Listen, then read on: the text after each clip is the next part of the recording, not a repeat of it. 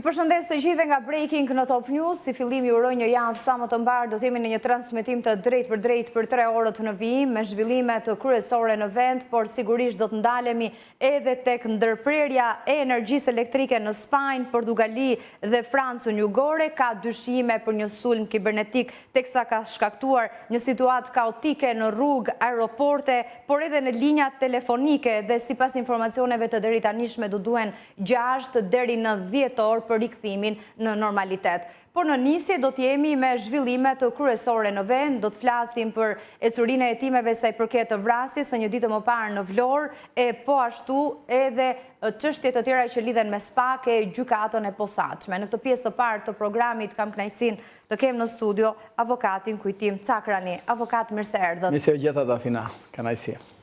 Si pas informacioneve, detajet të tjera janë zbardhur nga vrasja në Vlorë, ekzekutimi i 58 vjeçarit Renato Hoxhaj. Një nga kamerat e sigurisë, siç mësohet, ka arritur të filmojë autorin e maskuar me kapele dhe mbuluar me shall për të mos zbuluar fytyrën, ndërkohë që bashkëjetuesja e 58 vjeçarit është shprehur përpara efektive se nuk ka pasur ndonjë konflikt. Gjithsesi, për më shumë informacione do të ndjekim një material e më pas do të kthehemi në studio për të diskutuar.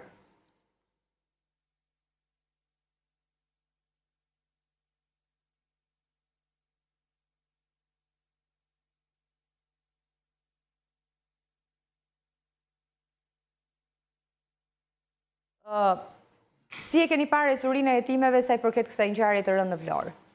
Unë nga informacionet që kam, është një ngjarje, padyshim një ngjarje e rëndë, është një ekzekutim e tipit mafioz. Dua të theksoj që është një ngjarje e cila është shumë komplekse për të zbardhur, për vetë faktin sepse autori ose më saktë është një shkaqje hakmarrje, ku viktima presupozohet se është dëshmitar i shumë ngjarjeve që kanë ndodhur në qytetin e Vlorës, edhe madje ka informacione edhe për një ngjarje shumë të rëndë që ka ndodhur disa kohë më parë në Vlorë, dhe kështu që është një ngjarje që është komplekse për sa i përket zbardhjes nga ana e policisë. Autori ka patur dieni, siç e thash, për shumë ngjarje kriminale në Vlorë, dhe kjo ka qenë arsyeja, paktën sipas informacioneve, që kanë shkryer ky atentat, pra ky ekzekutim ndaj tij. Ngjarjet në Vlorë janë, unë e kam thënë dhe këtu dhe vazhdoj të them, që Vlora nuk është aq e qetë sa duket në aparencë. Vlora është një qytet i cili shpërthen nga momenti në moment, është një fuqi baruti, dhe kur momenti që policia kriminale në atë qytet është në gjumë, atëre dhe mendohet se ka vendosur në kontroll rendin dhe sigurinë, atëre ndodhin edhe goditjet, siç ishte rasti i dieshëm. Kështu që unë mendoj që kjo është një ngjarje që duhet, një rast që do kërkoj shumë punë nga ana e oficerëve të policisë kriminale, edhe për vetë faktin që shpjegova më sipër që personi i cili është ekzekutuar ka patur dhe ka qenë në dieni të ngjarjeve në qytetin e Vlorës, dhe një ngjarje shumë të rëndë, e cila ka ndodhur rreth 1 vit e gjysmë, 2 vite më parë. Dhe kështu që kjo ka qenë një nga arsyet dhe një pisat ku po hetojnë sot oficerët e policisë dhe natyrisht edhe prokuroria e shkallës së parë pra jurisdiksionit përgjithshëm Vlorë. Kështu që deri tash kjo është qarkullon si lajm ose si në për kafenet e qytetit apo në personat të cilët kanë një farë dienie rreth personazheve në qytet apo çfarë ka ndodhur në atë qytet në vitet e kaluara. Ndërkohë na bashkohet në këtë momente në bisedë edhe avokati Durim Barjama, i kreu i dhomës së avokatisë në Vlorë. Një herësh avokat, përshëndetje, faleminderit që pranuat ftesën. Mirë se vjeta. E nisëm në fakt me këtë ekzekutim. Avokati në studio tha të tipit mafioz në Vlorë një ditë më parë, bashkëtuesja është marrë në pyetje, është shprehur se ka dyshuar apo është dëgjuar si çështje fishek zjarresh, më pas ka mësuar se është ekzekutuar partneri i saj. Ndërkohë, kamerat e sigurisë mësohet se kanë arritur të fokusojnë një person të maskuar. A kanë arritur forcat e policisë të gjurmojnë të dyshuarit e mundshëm që mund të kenë qenë pjesë e këtij organizimi atentati? Po, është e vërtet, Dafina, që kaluar 7 orë, ditë nga një vrasje. ajo që të bërë di edhe nga burimet e policisë që viktima i ndjeri nuk ka qenë i skeduar nga policia si më një person me precedent penal apo me të kaluar kriminale. Ajo që është teksuar dhe nga familjarët që viktima nuk ka pasur asnjë ndonjë konflikt me persona të caktuar. Në këto kushte mendoj që është detyra e policisë për të zbardhur ngjarjen e të vërtetën, edhe pse mund të themi që është pak herët. Gjithsesi është një vrasje që ka ndodhur në zemër të Vlorës dhe është policia ajo që duhet të japi detaje dhe duhet të japë përgjigje se kush është vrasësi. A janë përcaktuar deri tani pistat zyrtare të hetimit? Shiko, deri tani faktikisht hetimet po mbajnë sekret, për të qenë të sinqert, pasaj me llafet banjate nuk e di se çfarë flitet nëpër bare apo kafene, por hetimet po mbajnë sekret. Nga informacionet që kam po punohet nga forcat e policisë, pak herë për të dalë në një konkluzion të qartë. Gjithsesi fakt përsërisht që i takon policisë të zbardhë një vrasje që ndodhi në zemër të Vlorës. Ne kemi diskutuar edhe muaj më parë për ekzekutimin e një të riu përgjatë rrugës Vlorë në Vosel, ende e pazbardhur, të paktën zyrtarisht. Vazhdon të ngelet pazbardhur dhe vrasje. Në dijenin time kanë arrestuar një qytetar nga Kuksi, të paktën për aq sa kam informacion nga ajo dosje, nga ajo ngjarje, i cili nuk ka lidhje fare. Po, jo, e solla thjesht në vëmendje në raport me zbulueshmërinë, zbardhjen e ngjarjeve të tilla, ndërhyhet vonë, nuk janë kapacitetet e duhura profesionale, çfarë çdon avokat? Jo, ne diskutojmë shpesh pasi ndodhin ngjarjet. Puna e oficerëve... Apo krimjer sofistikuar në ato masa, nuk lënë gjurmë, nuk lënë shenja dhe është e pamundur. Patjetër, sepse po të shikojmë dhe rastin e fundit, ai ekzekutori është kamufluar goxha mirë me një shall në fytyrë, edhe pse kamerat kanë arritur që ta filmojnë, ta kapin atë, por nuk e identifikojnë dot për këto arsye. Kështu që dikush që sot që do të kryejë një krim, padyshim që merr masat sepse kamerat janë gjithandej dhe askush nuk mund ta di ku mund të jetë një kamerë dhe mund ta kapi. Dhe kjo është arsyeja për të cilën krimet sot bëhen në mënyrë shumë të saktë dhe ka ata që cilët i bëjnë ato, pra qofshin vrasës me pagesë apo jo, kamuflohen goxha mirë. Dhe kjo e bën akoma më të vështirë punën e oficerëve të policisë kriminale për t'i zbardhur. Po gjithsesi do të kuptojmë diçka të fina. Ne i shikojmë shpejt që në komisariatet apo në drejtoritë vendore të policive ndërrohen, ndryshohen shefa krimesh, shefa komisariatesh, duke ndryshuar shefa ndryshohet edhe policët kriminal në lagje në zona e kështu me radhë. Dhe kjo bën që shumë ngjarje për të cilët mund të jenë dhe afër zbardhjes së tyre, nuk arrit të shkohet deri në fund, sepse nuk janë solid dhe unë vazhdoj të them që për mua çalon edhe puna e prokurorive të rretheve, sepse janë ato cilët fundit kryejnë hetimet dhe janë ato që duhet të zbardhin ngjarjet, padyshim dhe me oficerët e policisë, po jo vetëm, ata kanë dhe oficerët e tyre brenda në prokurori, dhe kështu që unë e shpërndaj këtë papërgjegjshmërinë ose këtë pamundësinë e zbardhjes së krimeve edhe tek jo vetëm policia, por edhe tek prokuroria. Kështu që Vlora ka disa krime që janë të pazbardhura, mos harrojmë që është ekzekutuar me snajper edhe një rreth 2 vite më parë, mos gaboj, edhe një djalë i ri, i cili akoma është një krim i pazbardhur. Kështu që dhe shumë ngjarje të tjera, prandaj që Vlora është një pjesë e mirë e ngjarjeve shumë ngjarje në Vlorë nuk janë zbardhur, kështu që janë pa autor. Kështu që edhe kjo besoj mënyra se si është kryer ekzekutimi është pa autor. Pastaj versionet janë nga më të ndryshmet që flitet për, gjithsesi versioni zyrtar akoma nuk ka dalë, aludimet janë nga më të shumtat, por nuk e di tani në çfarë pista po heton prokuroria e Vlorës bashkë me policinë kriminale, pa në çfarë drejtimi. Gjithsesi ata duhet të japin një informacion, edhe pse jo, ku t'i bëjnë edhe qytetarët që të bashkëpunojnë me ta për të dhënë ndoshta edhe një informacion për ta gjetur autorin e ekzekutorin. Kështu që patjetër që puna e prokurorisë dhe policisë kriminale është, po të them unë, shumë e vakët dhe lë shumë për të dëshiruar, jo vetëm në Vlorë, por në të gjithë Shqipërinë. Sidomos tani që jemi edhe në fushat, në kozgjedhjesh, ku ka rënë akoma puna e tyre, sepse merren vetëm me krimet zgjedhore ose janë të implikuar në zgjedhje kështu me radhë. Ndërkohë do të kaloj në një tjetër zhvillim, ka të bëjë me dosjen Partizani, i pandehur këtu është edhe ish kryeministri Berisha, Dëndriti Maltezi.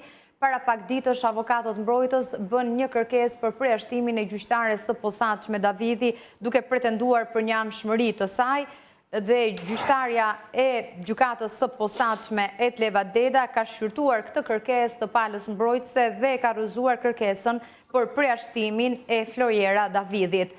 Kjo e fundit, në 5 maj do duhet të marrë një vendim përfundimtar për fatin e kësaj dosje, nëse do ta kthej përhetime në SPAK, do ta pushoj apo do ta çoj për gjykim në themel. Dua të sjell në vëmendje që me seancën e 24 prillit janë mbushur 6 muaj që nga mbajtja e seancës së parë paraprake ka pasur shtyrje të vazhdueshme në seancat e fundit, është vënë re edhe mungesa e avokatëve mbrojtës. Ndërkohë, dua të përfshis së pari në fakt avokatin që kemi në lidhje direkte. Si mendoni, si e shihni ju këtë vendim të gjyqtares tjetër të gjykatës së posaçme sa i përket kërkesës së mbrojtjes së Berishës dhe të pandehurve të tjerë në të njëjtën dosje për Partizanin, për përjashtimin e Davidit për një anshmëri në vlerësimin dhe pretendimin e tyre? Shiko Dafina, është një kërkesë procedurale që mbrojtja e avokatit Berisha dhe zotit Maltezi është bërë për përjashtimin e gjyqtares së çështjes. Është një drejtë e tyre, ata e kanë parë me atë sulmin kritik ndaj qëndrimit të gjyqtares si të njashme. Gjithsesi, sot është gjykuar kërkesa, çështja, dhe nga gjyqtarja tjetër e çështjes është parë që nuk ka shkaqe papajtoshmëri apo përjashtimi dhe është vendosur ky vendim që është marrë nga gjykata e posaçme, pra është rrëzuar kërkesa e mbrojtjes së zotit Berisha dhe zotit Maltezi për përjashtimin e gjyqtares. Avokat, ishte në pritshmëritë tuaja ky vendim i gjyqtares tjetër të posaçme?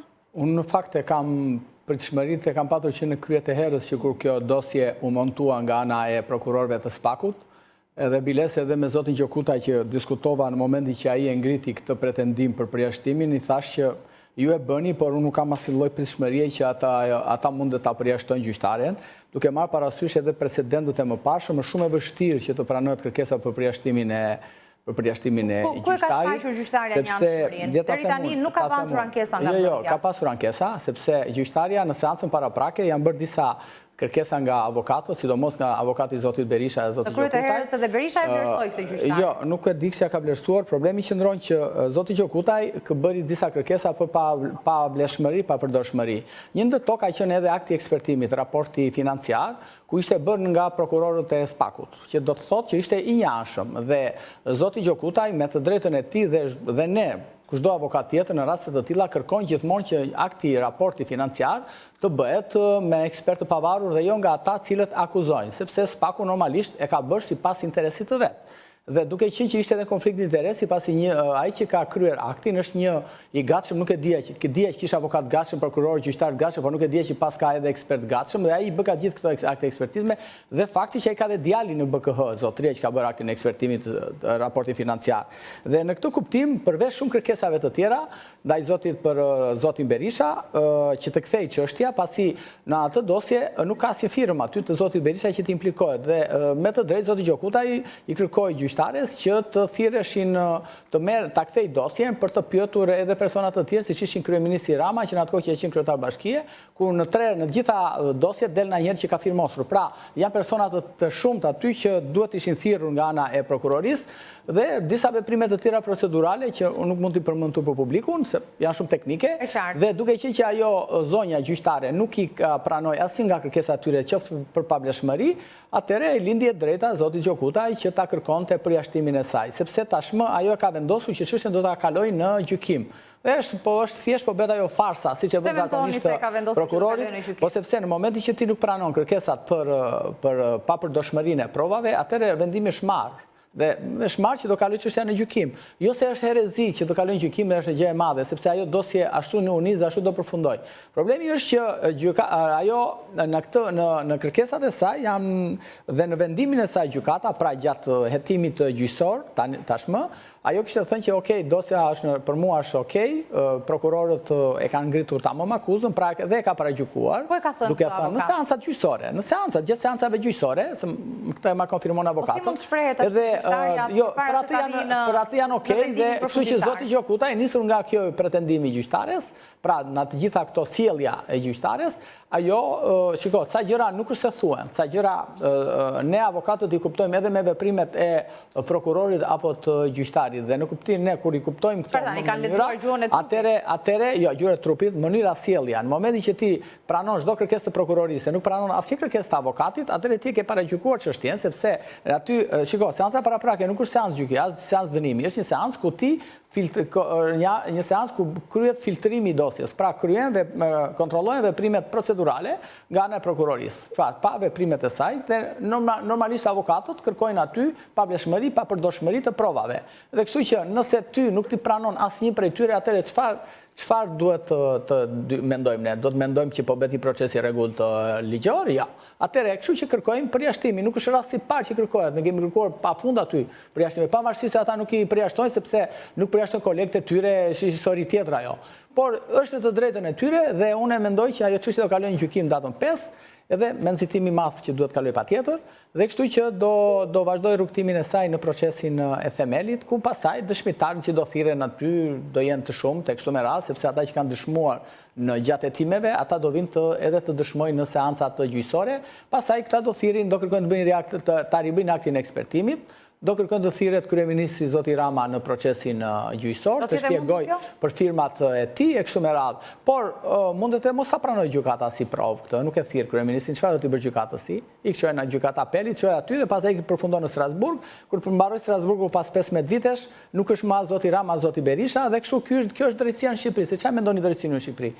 Çfarë mendoni ju drejtësinë? Kjo është drejtësia në Shqipëri. Avokat Barjamaj, po, nuk di nëse keni ajo ndelet për të parë, sepse aty mund të bëjnë kërkesa të tjera.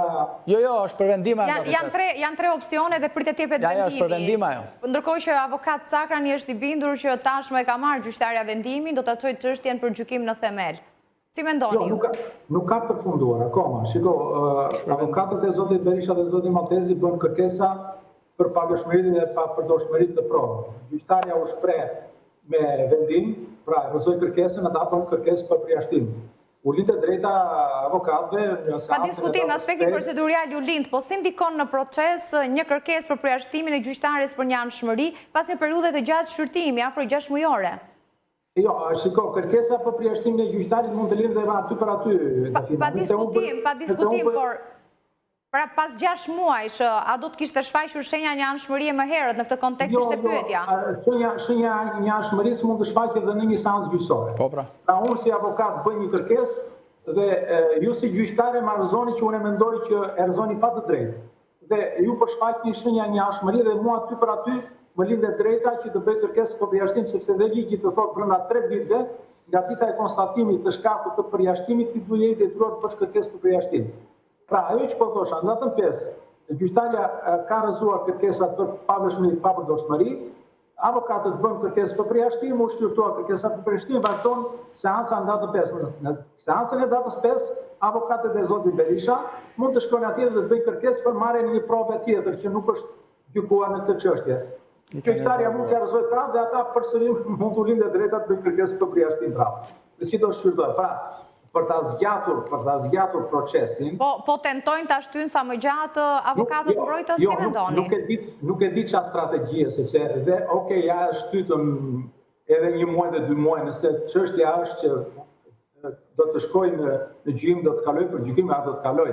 Si sot, si pas një muaj, si pas 3 muaj, ajo prapë do të kaloj. Pra dhe ju jeni i bindur që do të shkojë gjykim në themel. Nuk ishini dy opsionet e tjera të mundshme në këtë fazë. Jo, nuk e di çfarë do vendos gjykata, sepse duhet të njohësh dosjen, gjykata mund të vendosë të këtej dosje për hetimet të mëtejshme. Nuk e di, mund të prodhohet një fakt i ri dhe të ngrihet një akuzë e re. Nuk jam në gjendje të ta them që se çfarë do të kaloj për gjykim, apo do të jetë një version tjetër. Shiko, Dafina, të shtoj diçka. Kjo është një dosje sui generis. Kjo është një dosje nga ato të cilat duhet bëhet pjesë e shkollës të magistraturës, po duhet bësh pjesë e juridikut, sepse është një dosje nga pikpamje juridike pa kuptim. Pra, i thua kryeministrit pse ke marrë ti bërë një VKM, për të cilën kanë përfituar 500.000 shqiptarë. Dhe në këta 500.000 shqiptarë, më falë. Ke bërë një VKM që ka përfituar dhëndrit. Jo, po, ti thuash dhëndrit, por nëse ti ke bërë një VKM, po tek ajo VKM, Dafina, kam përfituar unë si pronar, dhe mos ish bërë ajo VKM, unë nuk do kisha marrë do të pronat e mia, sepse s'kisha mundësin t'i blia, si ishte ligji më pashëm. U duesh ajo që unë t'i merja me letra me vlerë. Dhe unë, i bie që mua Altin Dumani duhet të më marri vit më marrë të pandeur, që të më dënoj bashkë me Berishën, sepse me Armar Bëmaltezin, me gjithë ata, sepse kam dikuar atje. Ky është budalluku madh, e kuptoj që apo flisja apo jo. Është 500.000 shqiptar kanë përfituar tek ai vendim VKM-e. Dhe ai vendim VKM është vendim kolegjal. Dhe prandaj them që kjo duhet bëhet pjesë e gjyqësorit, duhet bëhet pjesë e shkollës e juridikut që ta studiojnë pra. Është një dosje e cila nuk ka asnjë thirrëm të kryeministrit. Dhe Jarmar Bëmaltezi s'ka qenë kur funksionar publik dhe ndërtohet akuza sikur ai ka qenë funksionar publik. Dhe dise do kaloj në gjykim kjo, do kaloj sepse në momenti që nuk kalon për gjykim, ajo dosje dhe pushohet për zotin Berisha dhe vazhdon për të tjerët, detyrimisht ajo dosje duhet të ikin aspaku, duhet të kaloj prokurisë Tiranës, sepse është qëndron aty nga zoti Berisha si subjekti posaçëm që është aty. Kjo është e gjithë historia. Prandaj them që aty nuk ka vepër penale, nuk ekziston vepra penale aty. Dhe kjo është ajo, gjykata nuk arrin dot ta bëj këtë veprim që të thotë që nuk ekziston vepra penale. Dhe kjo ka qenë kërkesa që kanë patur avokatët e zotit Berisha, sepse në fund gjykata ose do ta kthej për hetime të mëtejshme që të vazhdojë të pyesë dëshmitarët, po nuk e di pse do ta kthej për hetime. Për mua, ajo dosje duhet pushuar, sepse nuk ka vepër penale. Kjo është e gjithë historia e kësaj. Pastaj, hajde ta diskutojmë të tjerat historirat janë politike, këto pastaj që janë historie që hajde diskutojmë. Po flasim nga pikpamja juridike. Ku është këtu vepra penale? Sepse nuk ekziston, nuk ka si firmë të zotit Berisha. Aty, nuk ka firmë, nuk ekziston firma. Është një vendim kolegjal i Këshillit Ministrave për të marrë një premtim që është bërë gjatë fushatës elektorale. A rrezikon Berisha të dënohet? Si? Për ju është absurde, se që thatë që nga nisja. Por, a rrezikon të dënohet nëse shkon çështja për gjykim në themel? Shiko, kjo dosje është bërë për të dënuar zotin Berisha. Ta kam thënë këtu që në krye të herës. Dosja është montuar, apo safat, u bë kallëzimi apo safat nga sekretari përgjithshëm i Partisë Socialiste, u regjistrua brenda ditës, nuk ka ndodhur ndonjëherë që ti ta çosh sot në SPAK dhe sot të regjistrohet ide të short. Nuk ka ndodhur ndonjëherë. Dhe ka rënë pikërisht me gjyqtarët që ka patur kallëzuesi, ka rënë me prokurorin që ka patur kallëzuesi në varësinë e tij në Elbasan ku ka patur atë fushatën elektorale. Dhe kështu që kjo ishte e gjithë historia e kësaj dosje. Prandaj që nuk ka kuptim që unë të them tani që nuk do ketë dënim për zotin Berisha. Problemi është që kjo dosje u montua politikisht dhe do t'i shkohet deri në fund politikisht. Nëse zoti Berisha gjithmonë, nëse zoti Berisha bëhet kryeministër pas 11 majit, kjo dosje do pushohet. Problemi është që nëse nuk bëhet kryeministër, kjo dosje do vazhdoj për ta dënuar. Kjo është gjithë historia, sepse zakonisht kur fitohet si zoti Trump i ranë gjitha akuzat, nëse fiton zoti Berisha, detyrimisht ajo dosje do pushohet sepse do pushohet. Nuk e çai bën. Mirë, do të kalojmë në një tjetër zhvillim, ka të bëjë me lobimin e Partisë Demokratike në Shtetet e Bashkuara të Amerikës, po diskutohet shumë gjatë 2 ditëve të fundit. Dhe mësohet se ka pasur një udhëzim gjatë ditës së sotme nga ana e zotit Berisha, Partisë Demokratike, duke i kërkuar demokratëve të mos komentojnë kontratën $6 milion për lobimin në Shtetet e Bashkuara të Amerikës. U kërkohet atyre të mos dalin në debate mediatike për lobimin, gjithmonë referuar këtij njoftimi. Megjithatë është pyetur zoti Berisha, ka pasur dhe ai qëndrimin e tij. Do të ndjekim shkurtimisht një material dhe më pas kthehemi në studio për ta diskutuar. Rama është i tmerruar nga humbja e afërt dhe dështimi i përpjekjeve të tij korruptive për të shkatruar dhe izoluar Partinë Demokratike. Kështu nis mesazhi Sali Berishës drejtuar kandidatëve të koalicionit të PD-ASHM, pas zbulimit të kontratës së 6 milion eurove me kompaninë konsulente në SBA. Me seksin tek strategu i fushatës Kris Lasivita, Berisha thekson se PD sot është më e fortë se kurrë, sepse ka për avokat e kauzave të saj, avokatin e presidentit Trump. Ai kërkon që askush të mos shpërqendrohet nga kontrata për të vijojë fushatën. Duke qenë se fushata e PD-ASHM ka ngjitur, do të ishte gabim strategjik nëse ne do të ndihmonim qeverinë për të larguar vëmendjen nga thelbi i fushatës, që është programi dhe oferta ekonomike. Pas konsultimeve me ekipin amerikan është marrë vendimi politik që asnjë përfaqësues i PD-ASHM mos dalë në media për këtë temë. Partia Demokratike ka dhënë variantin e saj final për këtë çështje në një deklaratë të bërë të shtunën. Fitoria është afër dhe ditët e Ramos janë të numëruara, thuhet në mesazh. Berisha fton të gjithë demokratët të angazhohen fuqimisht në 2 javët e mbetura të kësaj fushate për të arritur qëllimin final, Shqipërinë madhështore. Avokat Barjamaj, si keni parë ju këto zhvillime në lidhje me lobimin? SPAK ka një nisje të hetimeve në lidhje me këto çështje, një lobim që Partia Demokratike pretendon se është bërë nga një shoqatë shqiptarësh në Shtetet e Bashkuara të Amerikës, megjithatë rezulton të jetë firmosur nga sekretari i përgjithshëm Noka. Shiko, Dafina, Shqipëria është në prag të zgjedhjeve dhe një nga thëmbrat e akilit kanë qenë në çdo pas zgjedhje kanë qenë dhe financimi i fushatas partive politike.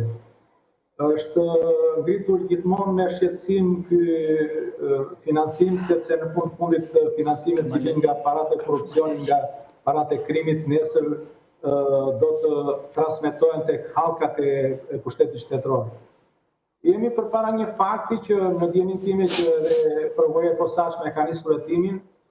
Në fakt, ligji e parashikon qartë që për partit politike shuma mbi $10,000 është ndaluar, pitet për një shifër goxha të lartë, dhe për këtë përgjigjen duhet ta jap hetimi i prokurisë posaçme, sepse shikoj në fundit përderisa kanë arrestuar dhe kanë luftuar krimin elektoral dhe zgjedhor, siç është folur ndër vite, për $50 kanë arrestuar qytetarë të ndryshëm, përse të mos hetohet dhe kjo kontratë që bëhet fjalë për $1,000,000. Gjithsesi ngelet për të parë nga hetimi që do të bëjë prokuria e posaçme se çfarë drejtimi do të marrë dhe çfarë përgjigje do të jap ky hetim. Si mendoni, përse Partia Demokratike u ka kërkuar deputetëve, antarëve, pra titullarëve apo funksionarëve kryesor të mos shprehen në lidhje me këtë kontratë lobimi? Po kupton çfarë po flasim apo jo? Çfarë? Kupton çfarë po flasim në dosllëqe, gjithë shqiptarët sot trushplarët, se shqiptarët janë skllëbër të lindur dhe kur je skllav, ti do ndalosh ti ti do ndalosh donacionin. Një ngrihet një shqiptar, është multimiliarder në Amerikë, milioner dhe do të bëj donacion. Një partie politike. Në Amerikë, donacionet i mbajnë partitë në pushtet. Dhe ai shqiptaru amerikani është njeri pasur, unë dje ka pasi kontakt me shqiptarë ati rrethit të ti, dhe më tha, kemi kontribuar të gjithë ati, e tha. Sepse është lobi shumë i fuqishëm. Dhe ka dhënë lek dhe do t'ja ja për kokrën e qefit, kujt i doj qefi atia parat e tia. E si jep llogari jo Spakut, as Altin Dumanit, as njërit prej atyre prokurore Palaçot të Spakut atje. Se ata Palaços janë prokuror. Sepse ata po t'ishin prokuror, i qa bërin Dafina? Ata hetonin, ato 2 anijet në Vlorë, 1. Hetonin portin e Durrësit që është dhënë të huajve 2. Hetonin Gjadrin 3. Hetonin Shëngjini 4. Hetonin Sazanin 5. Jo, hetonin Zvënesin 6. Hetonin Putridi 7. Hetonin me Ori, i doj qefi, Dafira, i doj qefi dhe jap lekët, jo PD-s, do të jap këtë i doj qefi, me kuptoni, PD-ja aty nuk ka gjuar lek, nuk ka lobim PD-e. Nuk ka detyrim Partia Demokratike që ta bënte me dije vetë të kontratë. Po ti e kuptoni që ajo partia, ajo sa u firmos, ajo pa ardhur, pa u tha boja Spaku në ditë pushimi, gjeti kontë regjistronte procedimin penal, sepse ata janë kamikaz të politikës, e kuptoni çfarë nivelesh është Spaku, sepse herën e parë ku ndodh është komedi, por herën e dytë është tragjedi. Edhe punë e Spakut është kthyer në tragjedi, e kuptoni Qani Belesh po flisni apo jo. Do t'ja jap ku ti doj qefi, unë kam dhënë X lek. Edhe tjetri ka dhënë X lek dhe do t'ja jap lekët e veta si zhudhurojnë në Shqipëri banesa pa fund. Asaj tjetër si ka për në tubo 700.000 euro. Ajo tjetra për fustanet e kryetarit bashkisë ishin 1 milion euro. Dhe u shqetëson shumë njerëzit, u shqetëson njerëzit shumë se një donator në Amerikë, ai Altin Dumani dhe s'paku shqiptar se llogarit fare, se ai jeton në Amerikë dhe para do t'ja japi kujt lobistit i doj qefi. Kujt i doj kokra e qefit atij Amerikanit, do t'ja japi parat e veta, i ka të vetat. Dhe do t'ja japi, thot, t'i dhash to lek për t'i shërbyer atje. Ka që shumë e historie gjatë. Më jep mua dikush lek, më thot, meri këto lek, do i shërbesh ati klienti atje klienti. Ja kështu është historia. Këto janë idiot lëqe, alla shqiptarëve, të njerëzve trushplar që mendojnë bolshevik sot në vitin 2025. Kupton ti tani? Avokat, në raport me parashikimet ligjore në Shqipëri, çështje të lobimit, por edhe nisjen e hetimeve nga SPAK. Si mendoni? Po shiko, thash Dafina është, parashikon ligji atë, edhe me kolegun aty, me avokatin, më vjen keq nervozohet. Në fundit, shiko, ka filluar një hetim, do vazhdojnë hetimet, do ta konstatojnë. Avokati shprehet se nuk ishte vend për nisje të hetimeve. Po çfarë hetimi o avokat, po çfarë hetimi do nisësh o avokat? Do i thosh atij shqiptaro amerikani telefon, ore sa lek i ke dhënë PD-s, po më desh qefi sot ai Altin Dumani të telefon, do t'i jap çfarë të më doj mua qefi dhe s'ti jap llogari fare ty sot Altin Dumanit përgjigje atij. E kuptoni çfarë po flasim apo jo? Ne po flasim të njerëzit trushtar që merren me paratë e botës. E kuptoni apo jo? Ore, ai Partia Demokratike është përfituese këtu, nuk është lobuse, nuk është përfituese, ka marrë një dikush 2 palë, kanë diskutuar dhe kanë thënë, kjo biznesi këtu është për përfitim të asaj force politike, kaq, mbyllet historia. Dhe SPAK-u në ditë pushimi, shumë i shqetësuar, nuk është shqetësuar për me Goni Galin, që u mori biznesmenve shqiptar miliona euro në Europi shqiptarët, dhe shqetësohet për një biznesmen të ndeshëm në Amerikë, që fund ja jep lekët e vetat, parat e tia, ja jep një subjekti atje, një lobusi atje për Partinë Demokratike. Kjo është e vërteta. Çan këto budallëqe, mund të jepte mua, mund të jepte ju, mund të jepte kujt i doj qefi, ka parat e veta. Partia Demokratike, kur të vi kontrata e qandea, do ta çojë te KQZ-ja, do thot, mua X filan më ka dhuruar kaq lek, kaq, është dhuruesa ai kaq. Të kuptoj avokat Barjamaj se do të shkojmë në publicitet. Të po them pra, o avokat, të po them, nuk ka asnjë për të shqetësuar. SPAK-u ka regjistruar aty një hetim, do konstatoj në fund që nuk ka asnjë shkelje ligjore. Ose ka shkelje ligjore. Ti thua tani që do kokra e qefit aty t'ja, po jo më zotri se nuk të lejon ligji t'ja. Kush ligj nuk e lë? Ligji amerikan, ai vepron me ligjin amerikan, o zotri. Ai po vepron me ligjin amerikan, o zotri.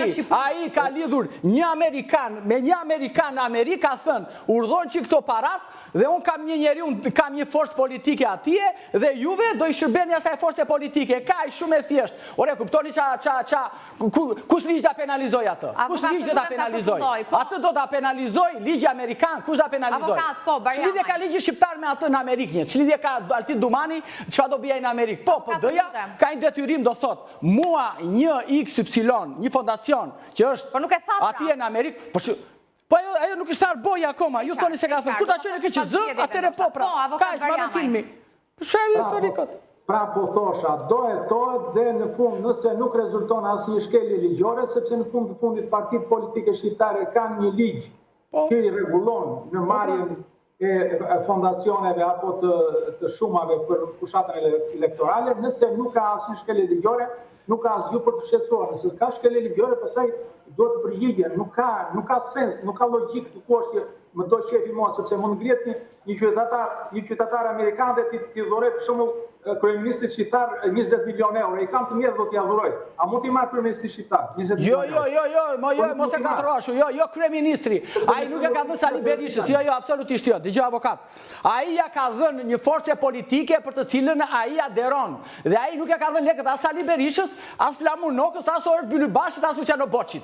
Ai ja ka dhënë lekët një forcë politike në Shqipëri që është forcë opozitare. Dhe ai ka të drejtën e tij të lishme, dhe thash edhe një herë, për kokrën e qefit, që do bëj donacion, jo 6 milion, po dhe 60 milion euro, kaq, mbyllet aty e sapi. Ai nuk i dha lekët në bankat shqiptare, i çon Amerika ai. Shkojmë në një hapësirë të shkurtër publicitare, kthehemi pas pak.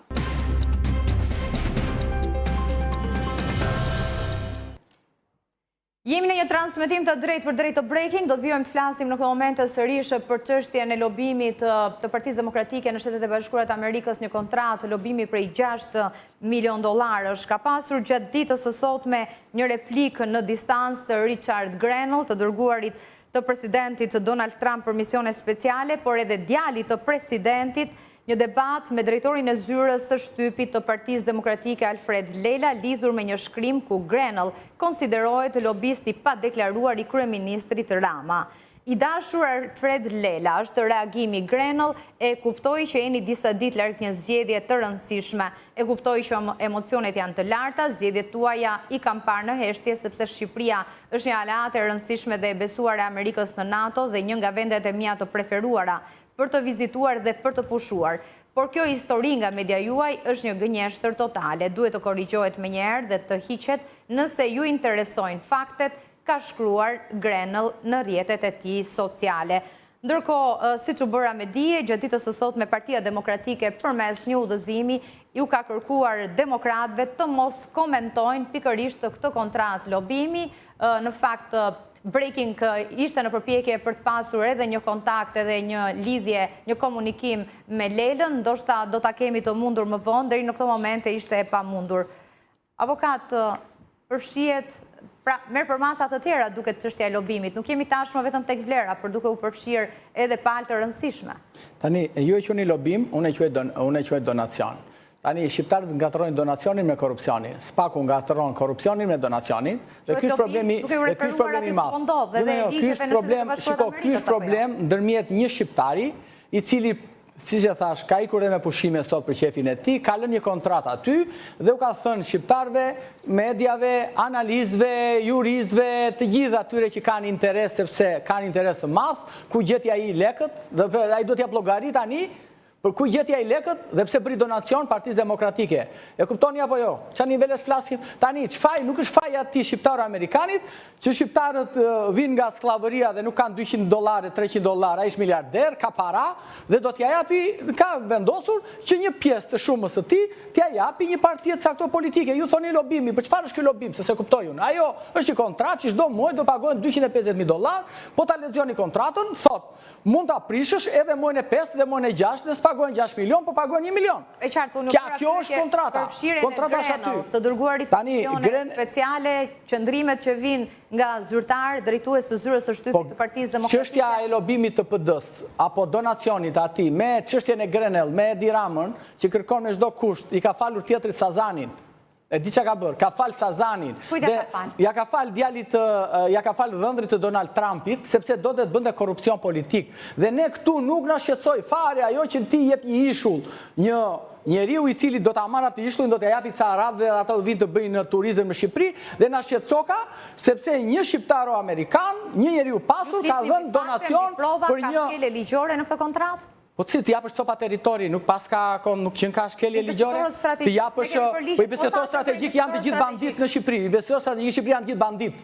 Të gjithë më thoni emrat e investitorëve strategjik në Shqipëri janë të gjithë bandit të lidhur me pushtetin që vjedhin tokat e pronarit. Të gjithë investitorët strategjik në Shqipëri, nëse ju i dini emrat, po investitor strategjik, di që bëri Rama këtu, bëri Deri Paskën, që ishte person që kërkohesh në Europë, në Amerikë dhe bëri investitor strategjik me Deri Paskën. Kështu që investitorët strategjik, përplasje të tilla mediatike demokratët deri me djalin e presidentit Trump edhe unë nuk jam pjesë e PD-s. Kur të më jem pjesë të më shikonin tribunat e partive, unë do vi këtu të jap shpjegime për partinë. Mund të merrni Alfred Lelën, mund të merrni atë, unë vi nga familje që nuk bëhem jysmeqar, jam pronar, kështu që nuk bëhem asnjëherë me partitë, jam mësuar të komandoj, jo të komandojnë. Kështu që kjo është histori e mbyllur për mua. Tani problemi është ky, a më pyet juridikisht, a është dhënë Sazani, a është dhënë Zvërnesi do ndërtohet. Këtë duhet na shqetësojnë, që jepet copa territori, si lomka për të bërë lobim. Ja, kjo është Shqipëria. Tani ne shqetësohemi pse njëri atje jep donacion për partinë politike. Kjo është tani, e kuptoni se çfarë nivelesh po flasim apo jo. Ne nuk na shqetësojnë që sot skemi portin e Durrësit. Nuk na shqetësojnë që sot skemi portin e Vlorës. Ja ku e ke avokati, kolegu më pyete, ka port Vlora më thoj kolegut, ka më port Vlora thoj pyeten çik. Do t'i diskutojmë në një moment tjetër. Po se devijojmë sepse kemi tjetër fokus. Po pra, jo, po fokusi ky është. sepse ju shqetësoni për 6 milion euro që një individ ka 100 milion edhe 6 ja jep një partie politike dhe ngele 94 milion dhe nuk shqetësoni që Shëngjini, Gjadri, ato anijet atje që pagojmë në 90 euro në ditë për lobime politike, shqetësoni për këto. Qa du them mund tani? Do ta devijoj çështjen. Mo ma ndërpri, jo, mos ma devijo. Më një ta përfundoj unë edhe vazhdo. Ka shkuar në një përplasje edhe me të dërguarin për misione speciale të Shtetet Bashkuara të Amerikës Demokratët me Grenell, po ashtu e ka ripostuar të njëjtin qëndrim të tij edhe djali i presidentit amerikan Donald Trump. Në fakt të që me afrimin e Lasivita si strateg zgjedhor, ka pasur deklarata të shumta në radhët e demokratëve se do të nisë edhe një farë lobimi në Shtetet e Bashkuara të Amerikës për nëngratën e zotit Berisha apo edhe për mbështetje që mund të jepet kësaj force politike. Këtë debat, këtë përplasje të fundit, sigurisht përmes postimeve në rrjetet sociale, nga Lela ende nuk kemi një reagim, ndërkohë që Partia Demokratike, siç ne përmendëm, u ka kërkuar demokratëve të mos shprehen, të mos marrin pjesë në media, në përballje mediatike sa i përket kontratës së lobimit. Si e shihni këtë zhvillim të fundit? Dy fjalë për avokatin aty do më që thotë, sepse vazhdoj ta kundërshtoj, vazhdoj ta kundërshtoj kur thotë që është e drejtë i tij të dhurojë. Avokat, të lutem, ka një ligj për sponsorizimin e partive politike. I mirë i keq, ky është ligji dhe ne duhet i bindemi këtij ligji. Ligji për sponsorizimin e partive politike thotë çdo subjekt privat nuk mund të sponsorizojë më shumë se 10% të shumës që sponsorizon shteti shqiptar çdo parti politike. Në pjenimin time, Partia Demokratike sponsorizohet nga Komisioni Qendror i Zgjedhjeve në shumën $1.6 milion.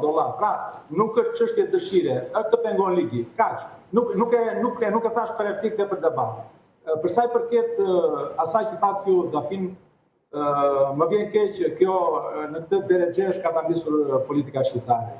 Para disa ditësh pashtë të dy udhëheqësit, njëri i pozitës dhe tjetri i opozitës, mbureshin dhe tentonin kush e kush të kapte Ilir Vrenozi. Njëri lutej për të pirë kafe dhe tjetri mbure që piu kafe me të. Deri në këtë pikë ka arritur politika shqiptare. Kjo tregon që është bërë një politikë e vjetëruar dhe e degraduar kaq keq sa kjo politikë duhet zhdukur. Imagjino tani ti thua çfarë po ndodh me djalin e Donald Trump. Ata po nxitonin dje kush e kush të kapte Vrenozin, jo më sot për të kapur djalin e Donald Trump.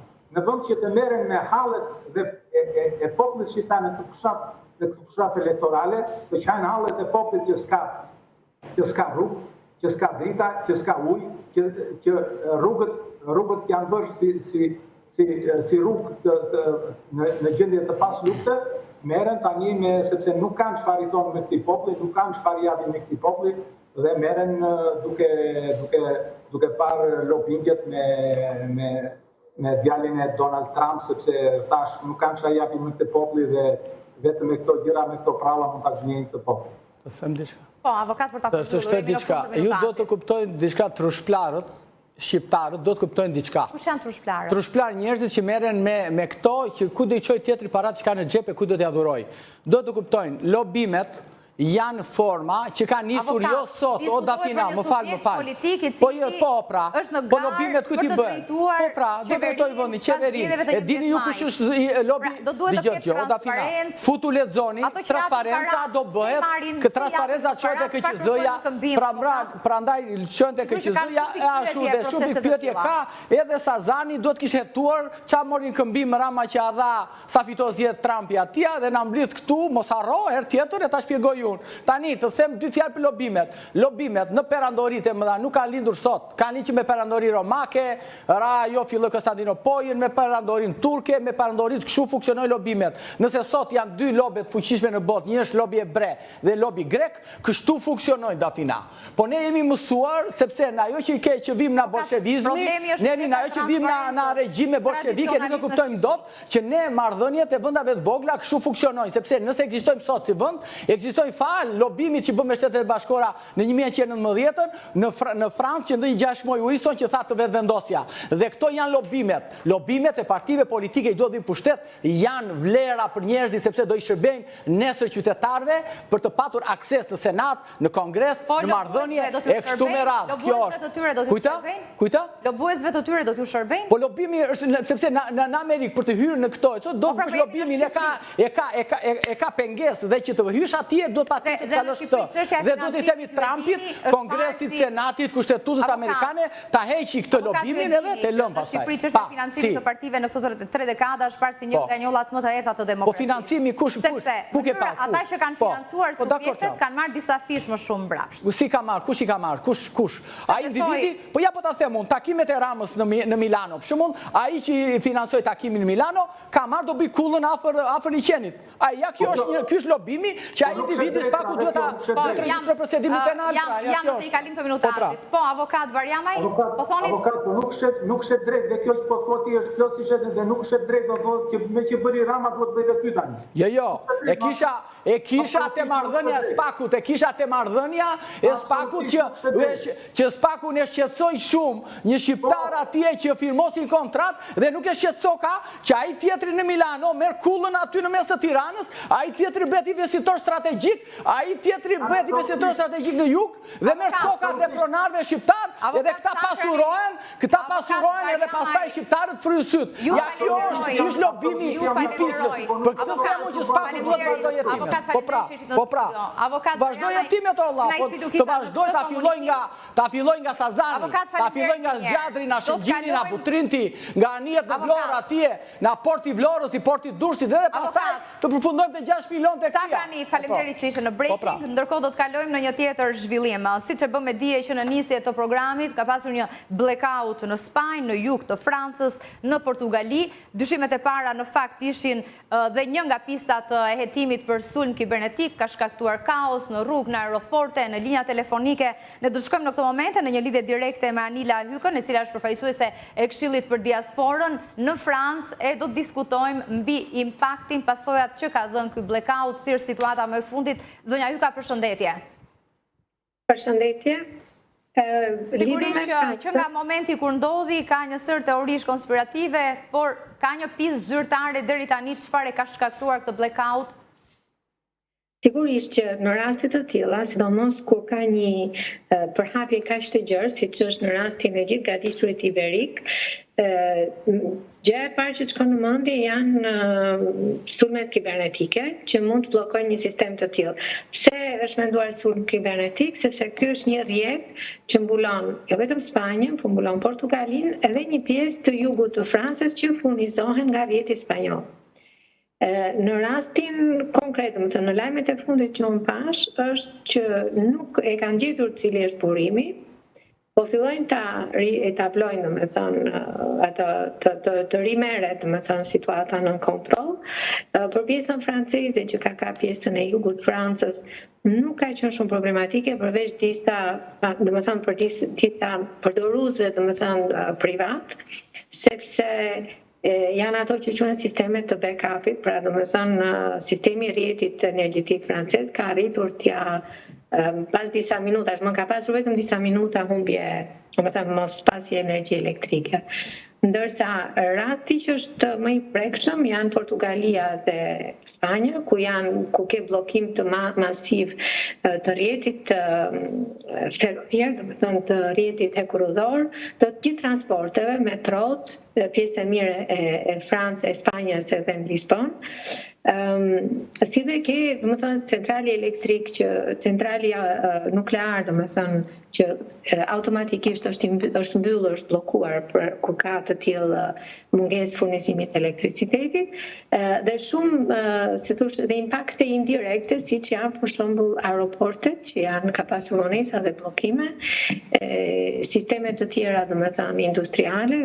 Kjo është një gjë që Spanja thotë që po ja marrin dorën, ndërsa Portugalia akoma nuk e din se kur do kthehet në nivel normal.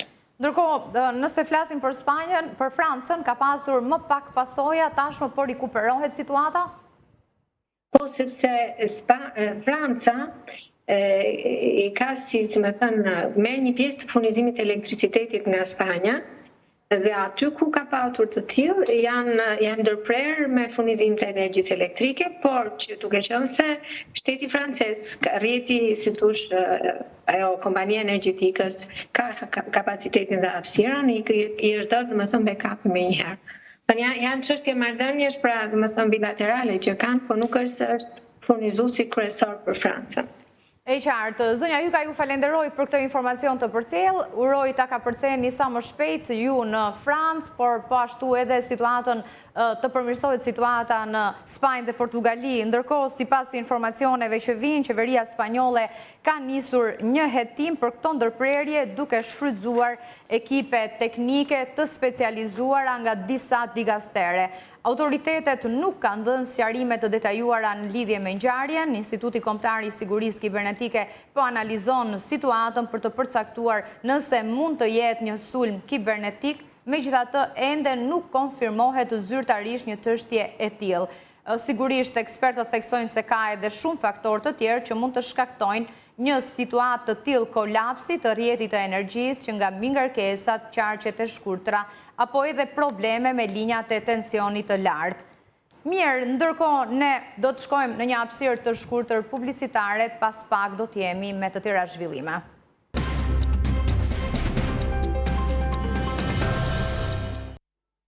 Jemi në një transmetim të drejt për drejt të breaking, në këto momente do të fokusohemi tek zhvillimet që lidhen me Kosovën, e në fakt prej javësh tashmë e gjithë vëmendja është tek mundësitë për krijimin e qeverisë së re. Do të mundet vendvendosja të krijojë qeverinë e re apo Kosova do të shkojë drejt zgjedhjeve të jashtëzakonshme. Deri tani 7 seanca për konstituimin e kuvendit kanë dështuar. Kosova nuk ka arritur të dalë nga ngërçi politik. Do të shkojmë në këtë momente në një lidhje direkte për të diskutuar mbi këtë zhvillim, po ashtu do të flasim edhe për flet arrestin që Kosova ka prerë për trurin, organizatorin e aktit terrorist të Banjskës, Radojčić. Kam kënaqësinë të kem në këtë bisedë ish ambasadorin e Kosovës në Tiranë, Syl Ukshini. Zoti Ukshini, faleminderit që pranuat ftesën. Zoti Ukshini, përshëndetje. Nuk di nëse dëgjohem me zotin Ukshini, pra si që për ju beja me dije, ka dështuar për të 7ën herë konstituimi i kuvendit të Kosovës. Për herë të 5, Albulena Haxhiu nuk arriti të siguroj më shumë se 57 vota. Ky ka qenë propozimi i vetëvendosjes për kryetare të kuvendit. Pavarësisht se nuk u aprovua emri i saj në raundet e para, sërish vetëvendosja nuk propozoi një tjetër emër që mund të ishte më konsensual. Nuk di nëse në këto momente e kam zotin Ukshini për të diskutuar pikërisht mbi këtë zhvillim, atë çka pritet të ndodhë mëtej, nëse do të mundet vetëvendosja brenda fateve ligjore të krijojë qeverinë e re, apo do t'i kalojë stafeta partisë së dytë që u listua në zgjedhjet e 9 shkurtit të PDK-s, apo do të shkohet në zgjedhje të jashtëzakonshme. Zoti Ukshini, përshëndetje sërish. Përshëndetje. Kë shihni si përgjegjës për këtë situatë, për këtë ngërç politik institucional që tashmë është për javësh në Kosovë? Kjo është një pyetje goxha e vlefshme, është një pyetje që shpesh e parafrazoj kur ndodhen trazirat në Shqipëri. Në vitin 1999 ish kancelari austriak Franz Vranitzky u ofrua të ndërmjetësonte me vullnet të mirë, dhe pyetja që pyetën gazetarët ishte e njëjtë si kur tani ju që më pyesni në aeroportin e mirë. Kush është ta fajtor në Shqipëri? Tha, është problem ta dallosh kush është djalli dhe kush është engjëlli. Në fakt, edhe këtu është pak situata goxha e koklavitur, sepse le mundësi interpretimi ligjor, procedural, kushtetues nga këndvështrime të ndryshme. Por ajo që i duhet skenës politike dhe që po dëshmohet që është e dëmshme, antidemokratike dhe e cila duhet të braktiset nëse dojnë ta çojmë vende përpara, pa diskutim është përdorimi i vijave të kuqe. Vijat e kuqe ose ngërçin e parë të tillë ne kishim në vitin 2014 kur Kurti, Haradinaj, LDK, Fatmi Lima e ndërtuan asë kohë një koalicion vlan kundër fituesit që ishte Thaçi, dhe që atër ka hinë mod që me këtë parti duhet kemi vijat kuqe. Unë nuk po them që vijat kuqe ka vetëm VV-ja tani, por ne e shohmi e pa e thënë fare, e shohmi që ky diskurs antidemokratik përfacohet edhe nga vetë lideri i ri me mendësi të vjetër Lumir Abdigjiku, i cili duket qartë që udhëhiqet nga kjo logjik që jo nuk duhet të bëjmë me këtë parti se mund të hakmerë partitë politike janë për ta udhëheqë vendin, jo masit përfundimit. Kurti me kë ka kërkuar të bëjë qeverinë? Çfarë ka ofruar në këmbim? Pra çfarë ka qenë pjesë e paketës së negociatave? Po, edhe në fushat, edhe në ditën e fundit kur u shpallën rezultatet, ai partitë që ishin deri atëherë në opozit i shpallën si thuash parti të padëshirueshme dhe unë mendoj që nuk duhet sepse partitë derisa janë parlamentare, derisa janë legale, nuk ka parti të keq. Unë mendoj që dallimet duhet të jenë programore, koalicione duhet të jenë programore, kush këtë program ose këtë objektiv të vendit të Kosovës mund ta shpije përpara. Dhe nisur nga kjo perspektivë ne e dim shumë mirë që në çdo parti ka njerëz të zot, ka njerëz të përgjegjshëm dhe njerëz të pakorruptuar. Unë mendoj që njerëzit që janë të korruptuar nuk duhet të kenë vend në qeverinë ekzekutive, njerëzit që përfliten ose që kanë punë me drejtsinë, ata nuk duhet të jenë pjesë e ekzekutivit. Domethënë, duhet kemi jo kuptimin në retorik, po vërtet duhet kemi një qeveri të përgjegjshme dhe me duar të pastra. Ky duhet të jetë postulati i bërjes së politikës, por jo kjo parti e ka vit kuqe me këtë zbojmë, me atë zbojmë. Nuk mund të shpallësh domethënë kështu lista non grata me parti politike, sepse në fundit çelësi demokracisë është që ti du të komunikosh me këto parti politike, sepse jo vetëm në këtë citat, po edhe në citate të tjera kur ke marrëveshje ndërkombëtare, edhe ligje të ndryshme, edhe nesër për president, prapë do duhet një konsenzus më i gjerë. Në anën tjetër, edhe kushtetuta e Kosovës, edhe sistemi kushtetues i Kosovës, sistemi politik, është i ndërtuar në atë formë që e imponon konsenzusin. Dhe për këtë bazë, unë mendoj që duhet të ndërtohet një dialog, duhet të ndërtohet një komunikim dhe pa diskutim, nëse pyesim edhe inteligjencën artificiale, thotë e para është komunikimi, e dyta thotë është konsenzusi për kandidatën. Dhe në fakti që partia që dëshiron të ketë kandidatën e vetë dhe është mirë për dallim nga viti 2014, të paktën partitë politike nuk e kontestojnë të drejtën e VVV-s për ta propozuar kandidatin. Sepse me 2014 Lima, Haradinaj dhe të tjerët e kontestonin të drejtën e Partisë Demokratike për ta zgjedhur kryetarin e kuvendit. Ndërka sot jemi në pikën që askush se konteston. Se konteston, por nuk e mbështet. Dhe ndërkohë, duhet të gjente një emër tjetër, Albin Kurti, vetë vendosja që mund të ishte më konsensual, të mos çonte 5 herë për të votuar Edbulena Haxhiun. Pra, kur u rrëzua në disa raunde së pari, tashmë në fund, mund të gjente një emër tjetër, ka vetë vendosja një emër më konsensual. Si mendoni ju? Po ndëgjoj Dafina, në faktin që ty nuk ta votoj një kandidat dhe ka zëra që mund të votohet një kandidat tjetër, atëherë ose të ulë dhe të bisedojnë se cili mund të jetë ai kandidat, ose partia fituese le dalë me 2 ose 3 nominime me 3 kandidat dhe të shoh cili kandidat po merr votat edhe të opozitës dhe të shkohet me të. Tash, ne mund të flasim a është ligjore, a është kushtetuese. Disa kompromiset politike shkojnë përtek kushtetutës. Jo vetëm strikt në kuptimin që ligji më thotë. Është fakt që partia fituese ka të drejtën, por me që nuk i ka votat, atëherë për hir të Kosovës, jo për hir të opozitës, po për hir të proceseve, për hir të vendit, duhet të bëjnë një lëvizje e para në mënyrë që ta marrë drejtuesin e kuvendit të Kosovës. Sepse në këtë citat, tash partitë politike e di që ekzistojnë edhe për fushatën, ndoshta ata po projektojnë ose po bëjnë fushatën tani për të fituar një pozicion më të favorishëm për zgjedhjet më të favorshëm për zgjedhjet lokale. Po unë mendoj që është në interesin e Kosovës që të bëhet kompromis. Dhe kompromisi më i kollajshëm është që të ndërrohet kandidati dhe të ecet më tuti përpara. A ka rrezik që ky ngërç të prodhojë një krizë dhe më të thellë politike e cila të indikoj jo mirë edhe në raportet me Bashkinë Ndërkombëtare e Kosovës?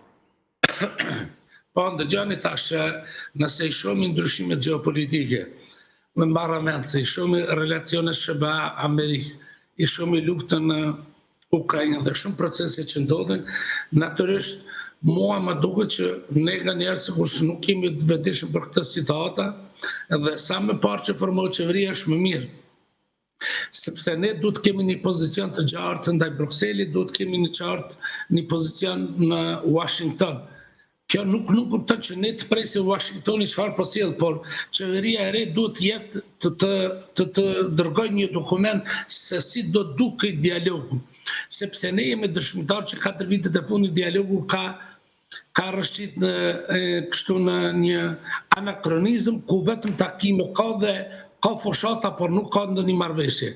Dhe me metodologjinë aktuale si që është zhvilluar nuk ka, pavarësisht se Bashkimi Evropian po pret me një këmbë. Por unë mendoj që më shumë do duhet bëhej luftë, cila duhet jetë platforma negociuese, cila duhet jetë vija kuqe ku Kosova nuk guxon të bëjë kompromis. Sesa të bëhet linjat e kuqe ndaj kësaj ose asaj partie. Dhe unë mendoj që dialogu dhe marrëveshja eventuale për çka nuk shpresoj ka marrëveshje për shkak se BE-ja nuk është serioze, Serbia nuk i dëshiron marrëveshjen dhe ofertat që i bën Kosovës janë të dëmshme dhe mbi këtë bazë unë mendoj që duhet partitë politike të gjitha, pozitë dhe opozitë, të dalin me një qëndrim. A guxon Kosova ta formojë asociacionin ajo, sepse në pikë vështrimin tim unë mendoj që asociacioni është një zgjatje i Serbisë dhe është një defunksionalizim i Kosovës nëse bëhet kjo, sepse qartë nëse i shohim libra dhe dokumente të gjitha, politika serbe vetëm një qëllim ka, ta atakoj dhe ta rënoj shtetin e Kosovës. Prandaj unë mendoj që ka shumë prioritete më të mëdha për cilat do duhet tulish partitë politike se sa apo zgjidhet Albolena apo po zgjidhet Bogujevcia pa diskutim. Ndërkohë, dhe unë mendoj që kompromisi duhet jetë rreth të armës së Kosovës, jo rreth individit.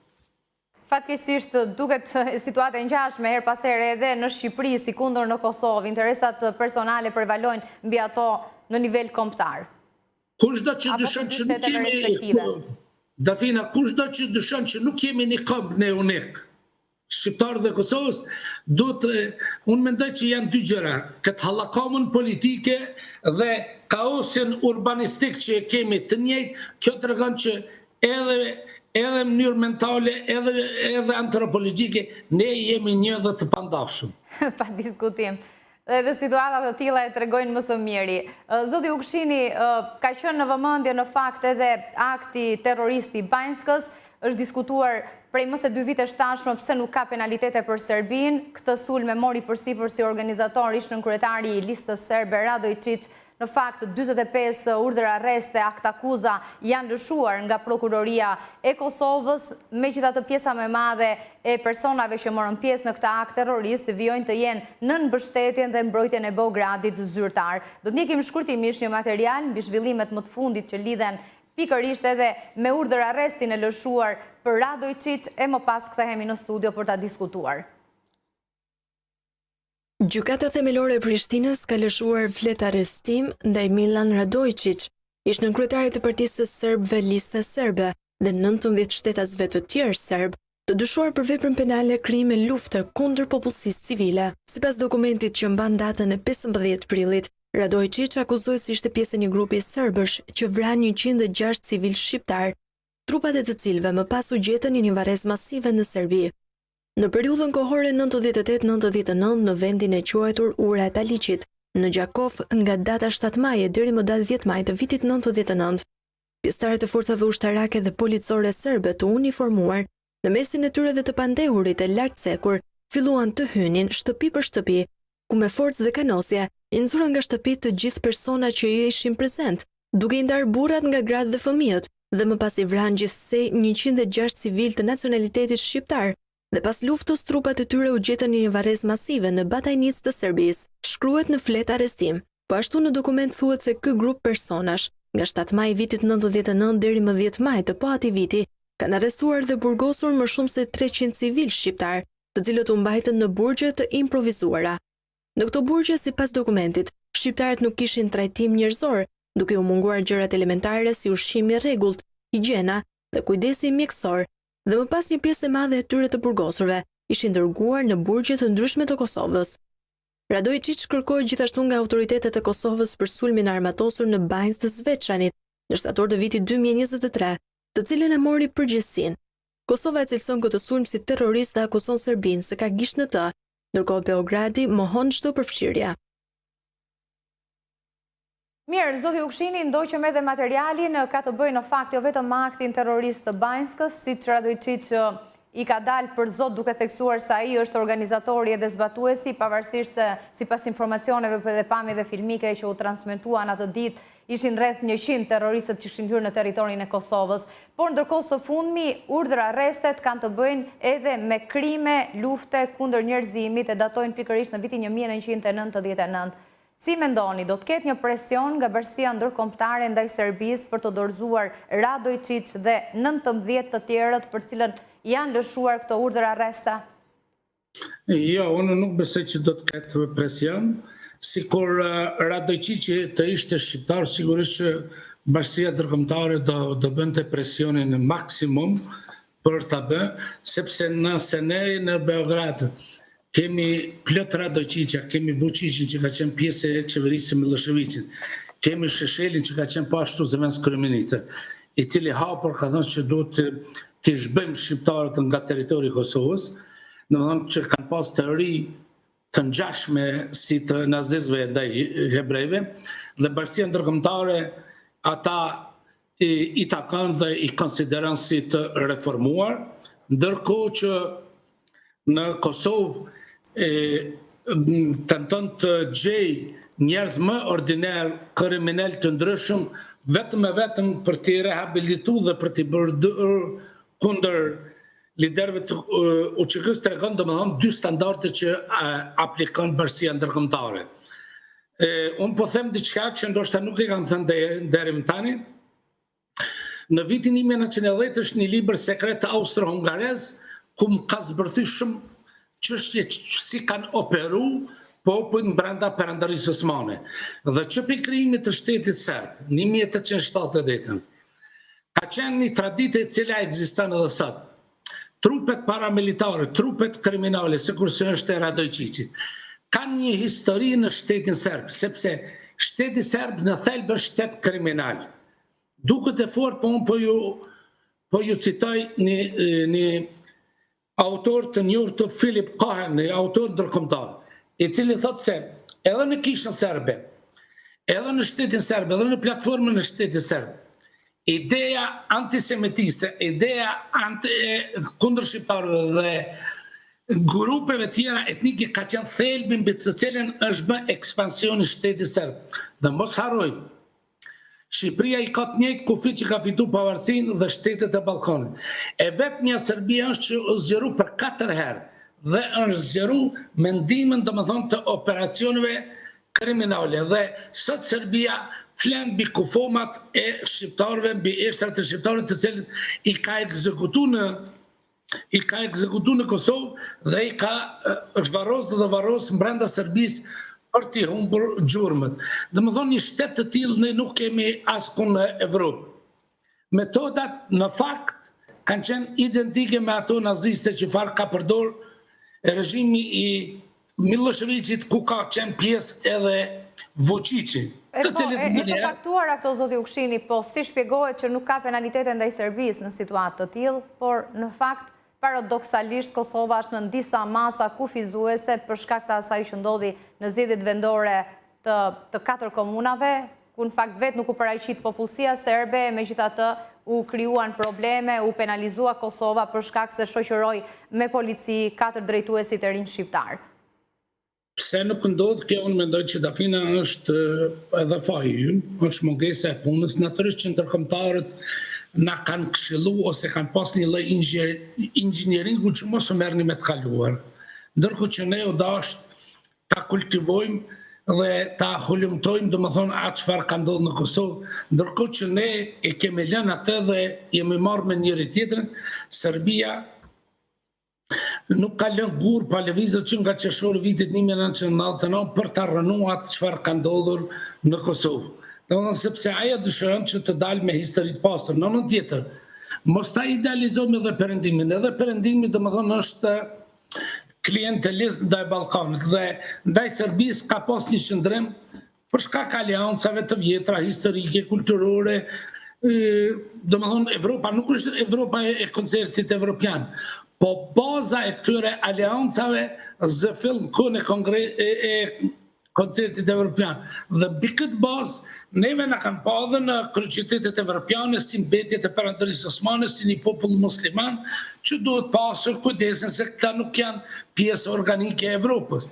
Ju e keni pa domethënë edhe shumë gjëra që ndodhen me shqiptarët edhe në Luginë, edhe në Maqedoni, po të ndodhen me popullin serb, domethënë do të reagonin edhe institucionet ndërkombëtare. Domethënë unë nuk jam nga ata që e hiperbolizoj, po nga fakti që kam jetuar dhe kam studiuar atje, unë e di që në Evropë ekziston një lloj paragjykimi për popullatat që kanë përkatësi fetare muslimane. Natyrisht që Serbia ka investuar në këtë drejtim, duke i paraqitur, ka po prova që ta paraqesë edhe luftën e UÇK-s si fetare, por këtu nuk e ka dalë. Dhe ka qenë kujdesi i liderëve të UÇK-s, ka qenë edhe kujdesi i rrugës së rezistencës pacore, domethënë që po liderët e UÇK-s po përballen me një situatë mjaft vështirë. Janë tashmë para gjykatës speciale. Po Dafina, si ka mundësi, unë vetëm një pyetje kam. Të gjithë njerëzit që i ka akuzuar Beogradi për t'i burgosur, të njëjtit janë në gjykatën speciale. Dhe nuk ka gjykatë mu që mbind.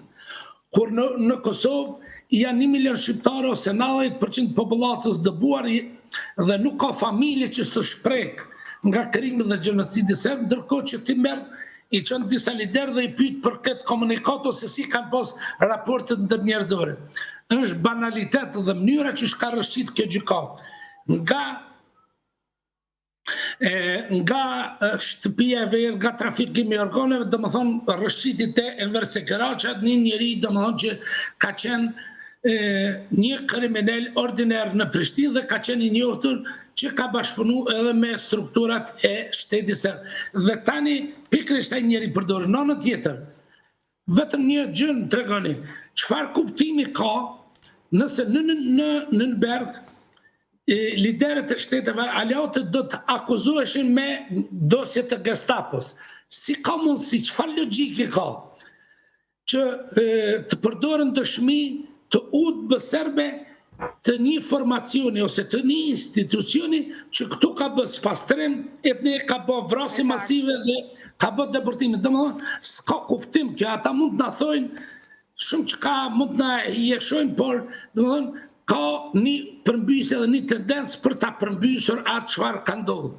Dhe unë mendoj që këto janë paragjykime të vjetra që janë ndaj shqiptarëve. Zoti Ushqimi, shumë kënaqësi tu kisha në këtë bisedë. Faleminderit edhe ju. Ne do të shkojmë në një hapësirë të shkurtër publicitare, pas pak do të jemi në një komunikim të drejt për drejt me drejtuesin e zyrës së shtypit të Partisë Demokratike Alfred Lela, i përfshirë tashmë edhe në një replik në distancë me Richard Grenell, të dërguarin special për misionet të veçanta të presidentit amerikan Trump. I ka kërkuar të përgënjeshtroj një koment, një lajm, ndërkohë që këtë postim e ka ripostuar, pra këtë koment të Grenell e ka ripostuar edhe i biri i presidentit amerikan Trump. Vetëm pas pak do të jemi me Lelën për ta sqaruar këtë situatë.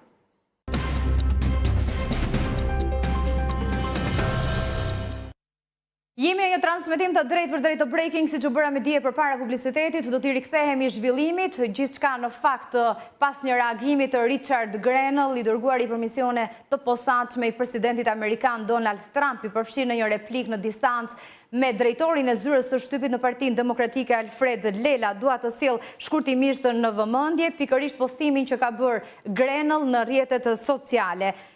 Sipas një lajmi të publikuar edhe online, Grenell është përpjekur që të përfshijë në agjendën e djalit të presidentit Trump edhe një vizitë në Tiranë, ku të takonte kryeministrin Rama, ndërkohë që këto janë përgënjeshtruar nga Grenell, ai thotë në detaje i kërkon në fakt i dashur Alfred Lela, e kuptoj që jeni disa ditë larg zgjedhjeve të rëndësishme, por e përmbyll duke theksuar se nga kjo histori nga media juaj është një gënjeshtër totale, duhet të korrigjohet menjëherë dhe të hiqet nëse ju interesojnë faktet, ka shkruar Grenell.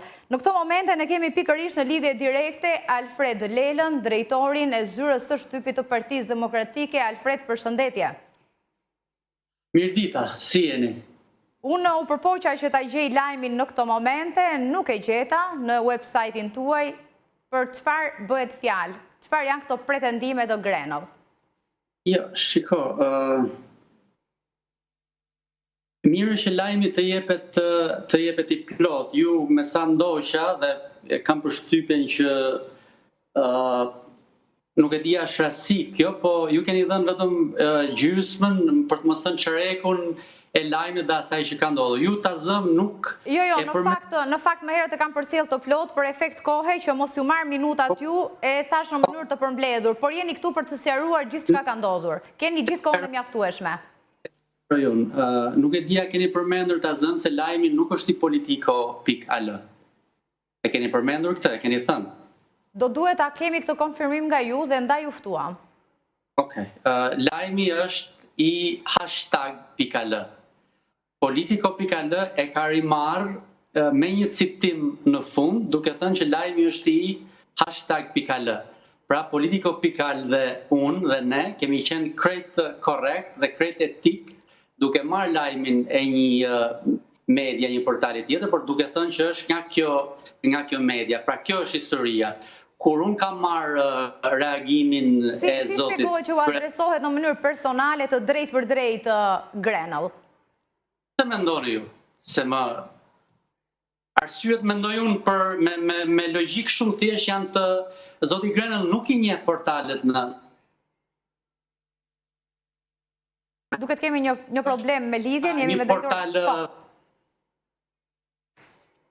Më ndiqni? Po, jemi në këto moment. Po, kishim një shkëputje të vogël. Zoti Grenell nuk i kërkohet Zoti Grenell të njohë se cilat janë portalet në Shqipëri.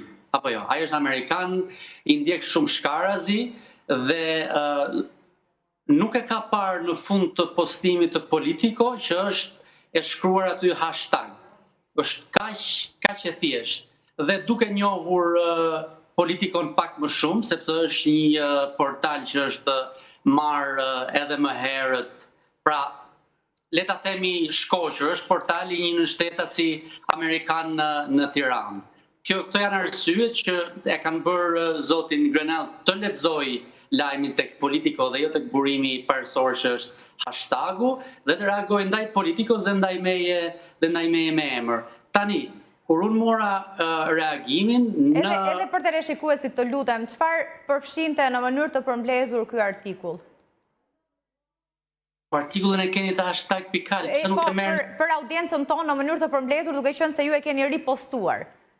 Po tani, si ka mundësi që ju i jepni audiencës një çështje të cilën nuk e njihni dhe nuk ja paraqisni, se kjo është... Unë kujtova se kjo është ezauruar dhe unë vi për të sqaruar... Patjetër që ne kemi paraqitur, Lela, por duke qenë se ju tashmë jeni protagonisti në një përplasje të drejt për drejt me Grenell. Ai nuk ka cituar drejtuesin, administratorin e hashtag, ju ka cituar ju dhe ju kërkon ta përgënjeshtroni këtë. E dashur Dathina, ju keni për detyrë, mendoj unë, që të sqaroni publikun mbi atë që ka ndodhur. Ju se keni bërë, po e bëj unë. Ka qenë një lajm, por i kthehem edhe një herë.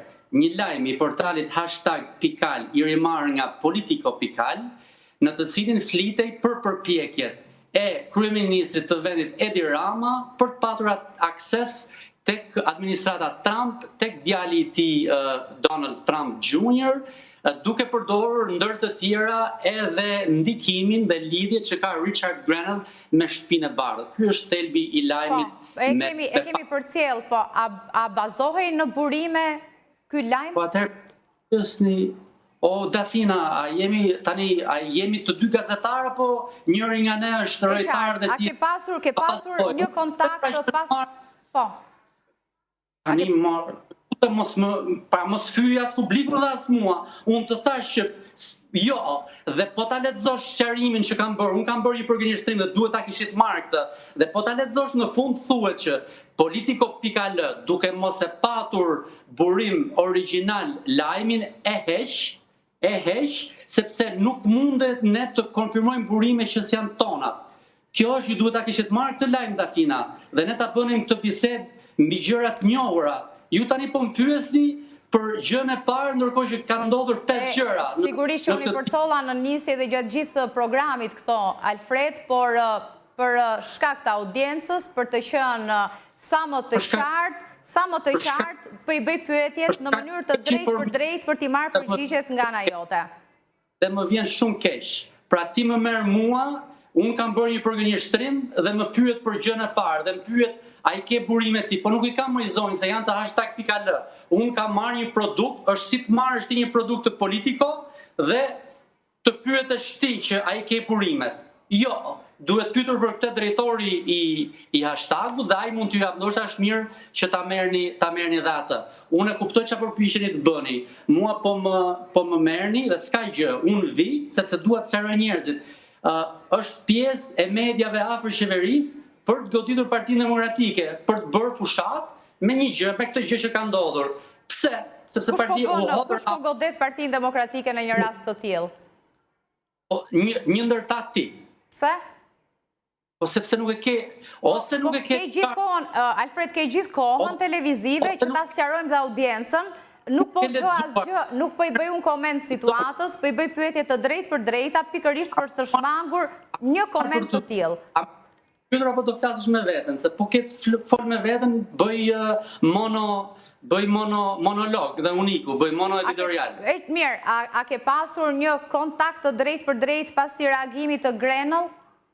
Po jo, më kishte bërë tag në Twitter, sepse ti e di shumë mirë dhe publiku e di që kur dikush të përmend emrin me një tag, të vjen njoftimi, notification, dhe unë e pash, e vlerësova si të drejtë shqetësimin e tij, duke qenë se unë nuk ishte lajmi prodhim i Politico.al, nuk mund të bëja gjë tjetër veç se të isha etik dhe ta hiqja.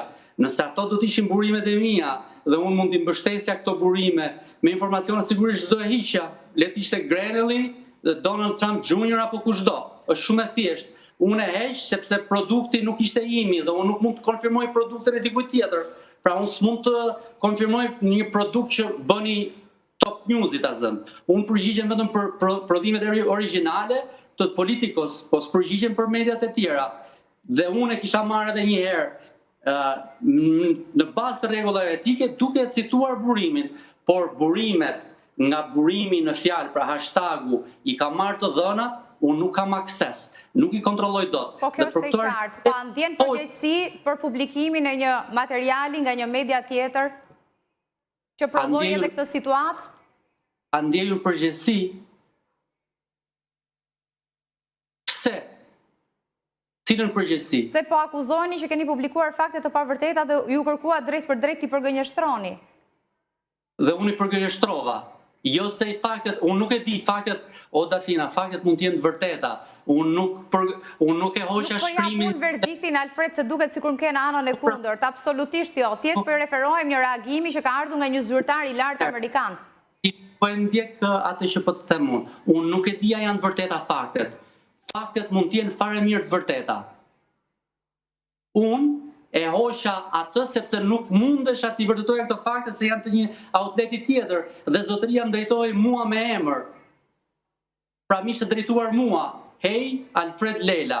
Dhe këtu u futa unë në lojë, megjithëse nuk ishte loja ime. Shkrimi edhe njëherë ishte një burimi tjetër. Pra faktet, unë nuk jam duke thënë që faktet janë ose janë të vërteta. Unë këtë nuk e di. Faktet mund të jenë të vërteta. Por nuk janë për sa kohë që burimet nuk mi kanë thënë mua se politiko, unë nuk mund ta vërtetoj këtë. Dhe zotëria më bënte thirrje mua dhe unë e hoqa sepse zotëria më drejtoi mua. Kaq e thjeshtë është. Është një situatë ka përcyer tashmë apo do të keni një kontakt shpjegues, pra do të keni një mesazh shpjegues përkundrejt Grenell? Po mesazhi shpjegues është reagimi im.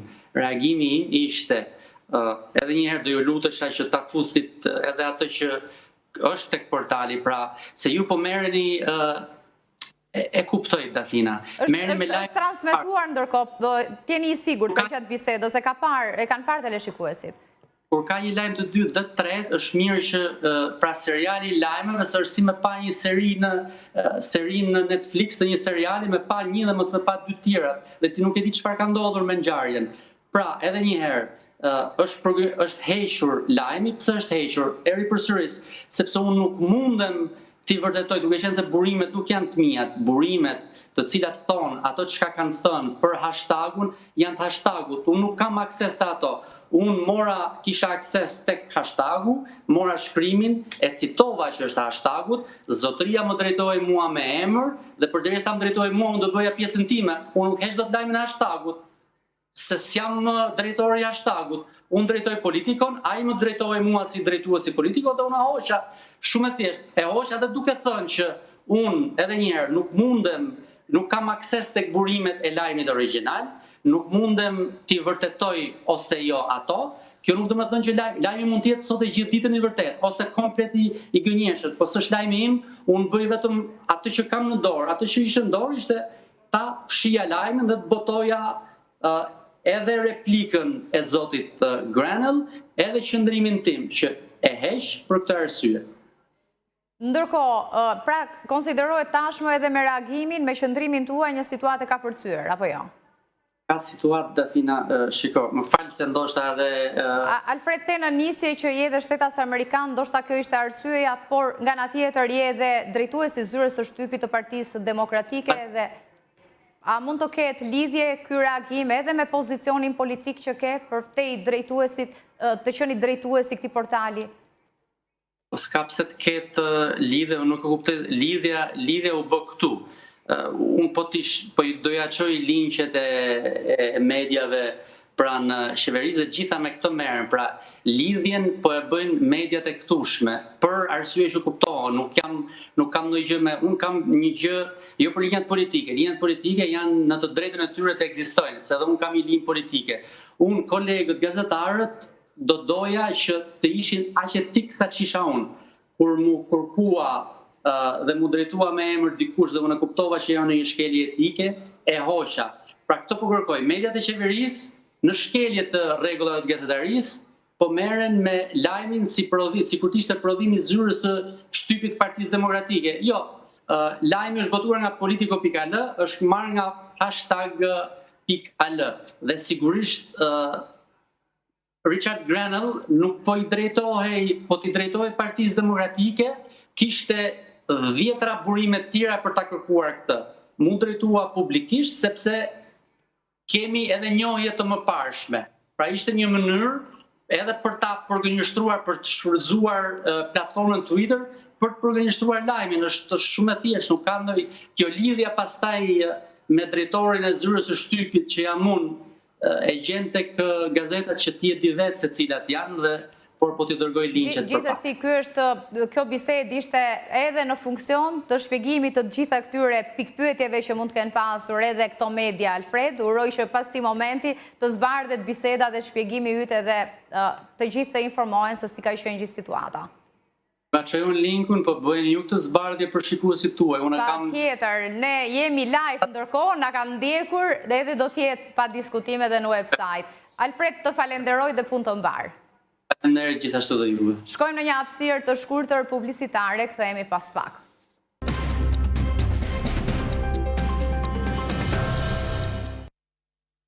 Jemi në një transmetim të drejt për drejt të breaking. Në këto momente do të flasim për ndikimin e presidentit Amerikan Donald Trump në lidhje me luftën e Rusisë në Ukrainë. Ka pasur një ashpërsim të toneve ndaj presidentit rus Putin, pikërisht pak ditë pas takimit me presidentin e Ukrainës Zelenski. Konkretisht, Trump është shprehur se ndoshta Putin nuk kërkon një marrëveshje, do të më mbaj zvarr, duke sjellë në vëmendje edhe humbjet e shumë jetëve njerëzore gjatë këtyre ditëve, teksa vjojnë të diskutojnë për një proces të mundshëm për të arritur në një marrëveshje armëpushimi si fillim. Por çfarë pritet të ndodhë? Pse ky ndryshim i qëndrimit të Trump në këto momente, a do të ketë një ndikim kjo retorik ndryshe? Do të shkojmë në një lidhje të drejt për drejt me ekspertin, studiuesin për marrëdhënie ndërkombëtare në Shtetet e Bashkuara të Amerikës, Medlir Mema. Zoti Mema, faleminderit që pranuat ftesën. Si gjithmonë. Ky ndryshim i qëndrimit të Trump a lidhet me takimin kokë më kokë para pak ditësh që pati me presidentin e Ukrainës Zelenski, apo është situata në terren ajo çka po ndodh, sulmet e vazhdueshme të Rusisë që e çuan në këtë qëndrim publik? Mendoj që asnjë rast tjetër, mendoj që është presioni i brendshëm brenda vetë dhe imazhi i tij politik timi në Shtetet e Bashkuara. Zoti Trump ka qenë krenar për faktin që ka thënë gjithmonë, ka theksuar që ai ka aftësinë për të sjellë dy palët dhe për të pasur një pushim ose një paqe. Është e qartë që 100 ditë kanë kaluar, që është një mënyrë simbolike në Shtetet e Bashkuara që ditë që i parë duhet të tregosh sa rezultate, dhe rezultati kryesor për të në politikën e jashtme kishte qenë çështja e Rusisë dhe Ukrainës, nga që nuk është arritur asgjë, zoti Trump tani kupton atë që gjithë ne kemi ditë prekosh, që Putin luan një lojë afatgjatë dhe çdo gjë tjetër bëhet në funksion të asaj loje. Çfarë pritet të ndodhë më tej? Ajo që ndodh më tej sigurisht është që Shtetet e Bashkuara sigurisht kanë paralajmëruar që ndoshta do të tërhiqen nga ky dialog për negocim të dy palëve. Në këtë rast, kjo do të shërbente më shumë Rusisë se Ukrainës, sepse një tërheqje e Shtetet e Bashkuara do të thotë tërheqje financiare po dhe ushtarake edhe ndaj Ukrainës. Është e qartë Shtetet e Bashkuara nuk kanë interes për të shtuar sanksionet ndaj Rusisë. U diskutua kjo në fakt dje edhe nga Marco Rubio, i cili bëri qartë që Shtetet e Bashkuara nuk do të shtojnë më sanksionet ndaj shtetit rus, që do të thotë do të ketë më shumë një lloj tërheqje, ashtu sikurse po shikojmë pak a shumë edhe në lidhje me konfliktin Izrael-Palestinë, ku përtej përkeqësimit situatës në territorin e Gazës, Shteti Amerikan është ai që përkushtet plotësisht nga negocimi i mundshëm midis dy palëve. Pra në këtë kontekst mendoj situata përkeqësohet më shumë për Ukrainën, nëse ka një tërheqje, që do të thotë që ndoshta ky është një kërcënim i mjaftueshëm për Putinin, sepse në fakt i shërben pikërisht interesave të Putinit për të vazhduar konfliktin ashtu siç është duke shkuar deri tani. Çfarë qëndrimi pritet të mbajë Bashkimi Evropian në rast të një tërheqje të Shteteve të Bashkuara të Amerikës? Bashkimi Evropian ka qenë angazhuar gjithkohës. Janë dy elemente këtu. Së pari, qëndrimi i parë ka qenë një qëndrim jo mbështetës dhe disa prej propozimeve që Shtetet e Bashkuara ka bërë, përfshirë këtu edhe çështjen e Krimes. Shtetet e Bashkuara propozuar që ndonse Ukraina mund mos ta njohë Krimen si të Rusisë, Shtetet e Bashkuara do ta njohin atë të tillë. Kjo për evropianët është shumë problematike, sepse minon një parim kryesor të pas viteve 1945, që do të thotë që ndryshimi i kufive nuk bëhet me forcë, por bëhet vetëm nëpërmjet të drejtës ndërkombëtare, bëhet vetëm nëpërmjet të negociatave dhe diskutimit për drejta, sepse sigurisht hap një steri problemesh brenda kontit evropian, që ka probleme me kufish disa për shteteve si për Spanja, Greqia, Kipër ose Slovakia, Rumania, madje Gjermania, Franca. Pra, në këtë kontekst evropian nuk duan të rihapin këtë debat të ndryshimit të kufive me konflikt ose me luftë. Elementi i dytë pasaj që evropianët kanë bërë të qartë është fakti që edhe sikur Shtetet e Bashkuara tërhiqen, interesat e tyre për qëndrueshmërinë e Ukrainës dhe për të mbrojtur pikërisht të parim të mosndryshimit të kufive me forcë, do të thotë që ata vetë janë të investuar. Më shumë të investuar këtu do të thoja janë Finlanda, Suedia, vendet balltike, Polonia, të cilët edhe preken më shumë edhe nga një cënim i mundshëm i Rusisë, por edhe Anglia sigurisht që ka investuar goxha në aspektin politik dhe ushtarak në këtë drejtim. A ju rezulton se ka një tendencë që nëse ndodh kjo në raport me Rusinë dhe Ukrainën, pra cënimi i parimit të paprekshmërisë, pandryshueshmërisë së kufive përmes forcës, të ketë tashmë një reflektim pikërisht në ato vende që kanë situata të ngjashme? Po kjo është frika. Pra kjo është frika, mos harrojmë që edhe në rastin e Kosovës, për shembull, kur deklaroi pavarësinë nga Serbia, që ishte vetë edhe gjykata ndërkombëtare penale, por edhe në atë kohë qenë sekretare e Shtetit Amerikan 2008 zonja Condoleezza Rice, tha shprehimisht që ky është një rast sui generis, pra një rast i veçantë që nuk i themi aplikohet asnjë vend tjetër. Fakti që sot Slovakia, Greqia, Rumania, Spanja dhe një fshat tjetër që më vike që harrova, nuk e pranojnë themi pavarësinë e Kosovës, pa njohjen e Kosovës nga ana e Serbisë, pikërisht sepse ata vetë vuajnë nga një seri kërkesash të brendshme për pavarësi nga grupe të ndryshme etnike. Që do thotë që edhe në fakt edhe vetë Ukraina në një mënyrë nuk e ka njohur pavarësinë e Kosovës sepse nuk duhet të njohë pikërisht këtë lloj ndryshimi të kufive me anë të luftës dhe jo me anë të njohjes nga ana e palës nga cila po tërhiqesh. Dhe në këtë kontekst mendoj që evropianët janë shumë serioz për këtë parim, sepse e kuptojnë që në momentin që ndryshon ky parim, janë probleme të mëdha brenda kontinentit. Ndërkohë, Trump rezulton i pëlqyeshëm apo i aprovuar aktualisht përqendrimet dhe vendimet që kanë mbajtur nga 41% e votuesve, për referohem një sondazhi të porositur e të publikuar nga CNN. Se kjo ulje në përqindje të mbështetësve vetëm 100 ditë, pra sapo ka përmbushur edhe ka festuar 100 ditët në krye të shtëpisë së bardhë në këtë mandat të dytë. Pse? Ka shumë. Së pari, mos harrojmë që në Shtetet Bashkuara politika ndryshon, po jo vetëm Shtetet Bashkuara, por kudo. Pra një cikël 24 orësh lajmesh mund të kenë një ndikim shumë të madh. Por unë do të thoj që janë 3-4 ndoshta indicie ose arsye pse kjo ndodh. Së pari, votuesi temi i ngri amerikan, jo ideologjik për zotin Trump, votoi për uljen e çmimeve, pra në tregun e brendshëm. Që 100 ditët të kaluar nuk ka ndodhur as pak diçka e tillë, në fakt janë shtrenjtuar çmimet 10-20% minimumi, përfshirë edhe këtu ku jam unë që është një vend jo vetëm tarifat, paqëndrueshmëria, por edhe nuk është se ka pasur një politikë të mirëfillt për të ndryshuar, pra edhe për presionin e inflacionit historik që ka qenë edhe përpara administratës Trump. Pra, mos përqendrimi në aferat e brendshme, në politikën ekonomike dhe të brendshme, ka reflektuar edhe ose në çmimet që vazhdojnë që ndrojnë shumë të larta, ose që janë ngritur edhe për shkak të tarifave. Elementi i dytë është dhe nëse mund të reflektojmë lidhjen me politikën e jashtme, ndonse votuesi amerikan nuk është se vetë mendjen për këtë çështje, por gjithsesi një reflektim ka këtu, premtimet e shumta që janë bërë në lidhje me edhe me Rusinë, edhe në lidhje me Izraelin, edhe për elemente të tjerë, sigurisht ka kryer probleme. Unë do të thoya që ndoshta goditja më e madhe ka ardhur për shkak të tarifave që përmendët ju, edhe këtu jo çështje sepse Republika Amerikane është kundër tarifave në tërësi, por ndoshta mënyra e menaxhimit të këtyre tarifave. Pra edhe nëse mbështet duke pasur produkte më të shtrenjta.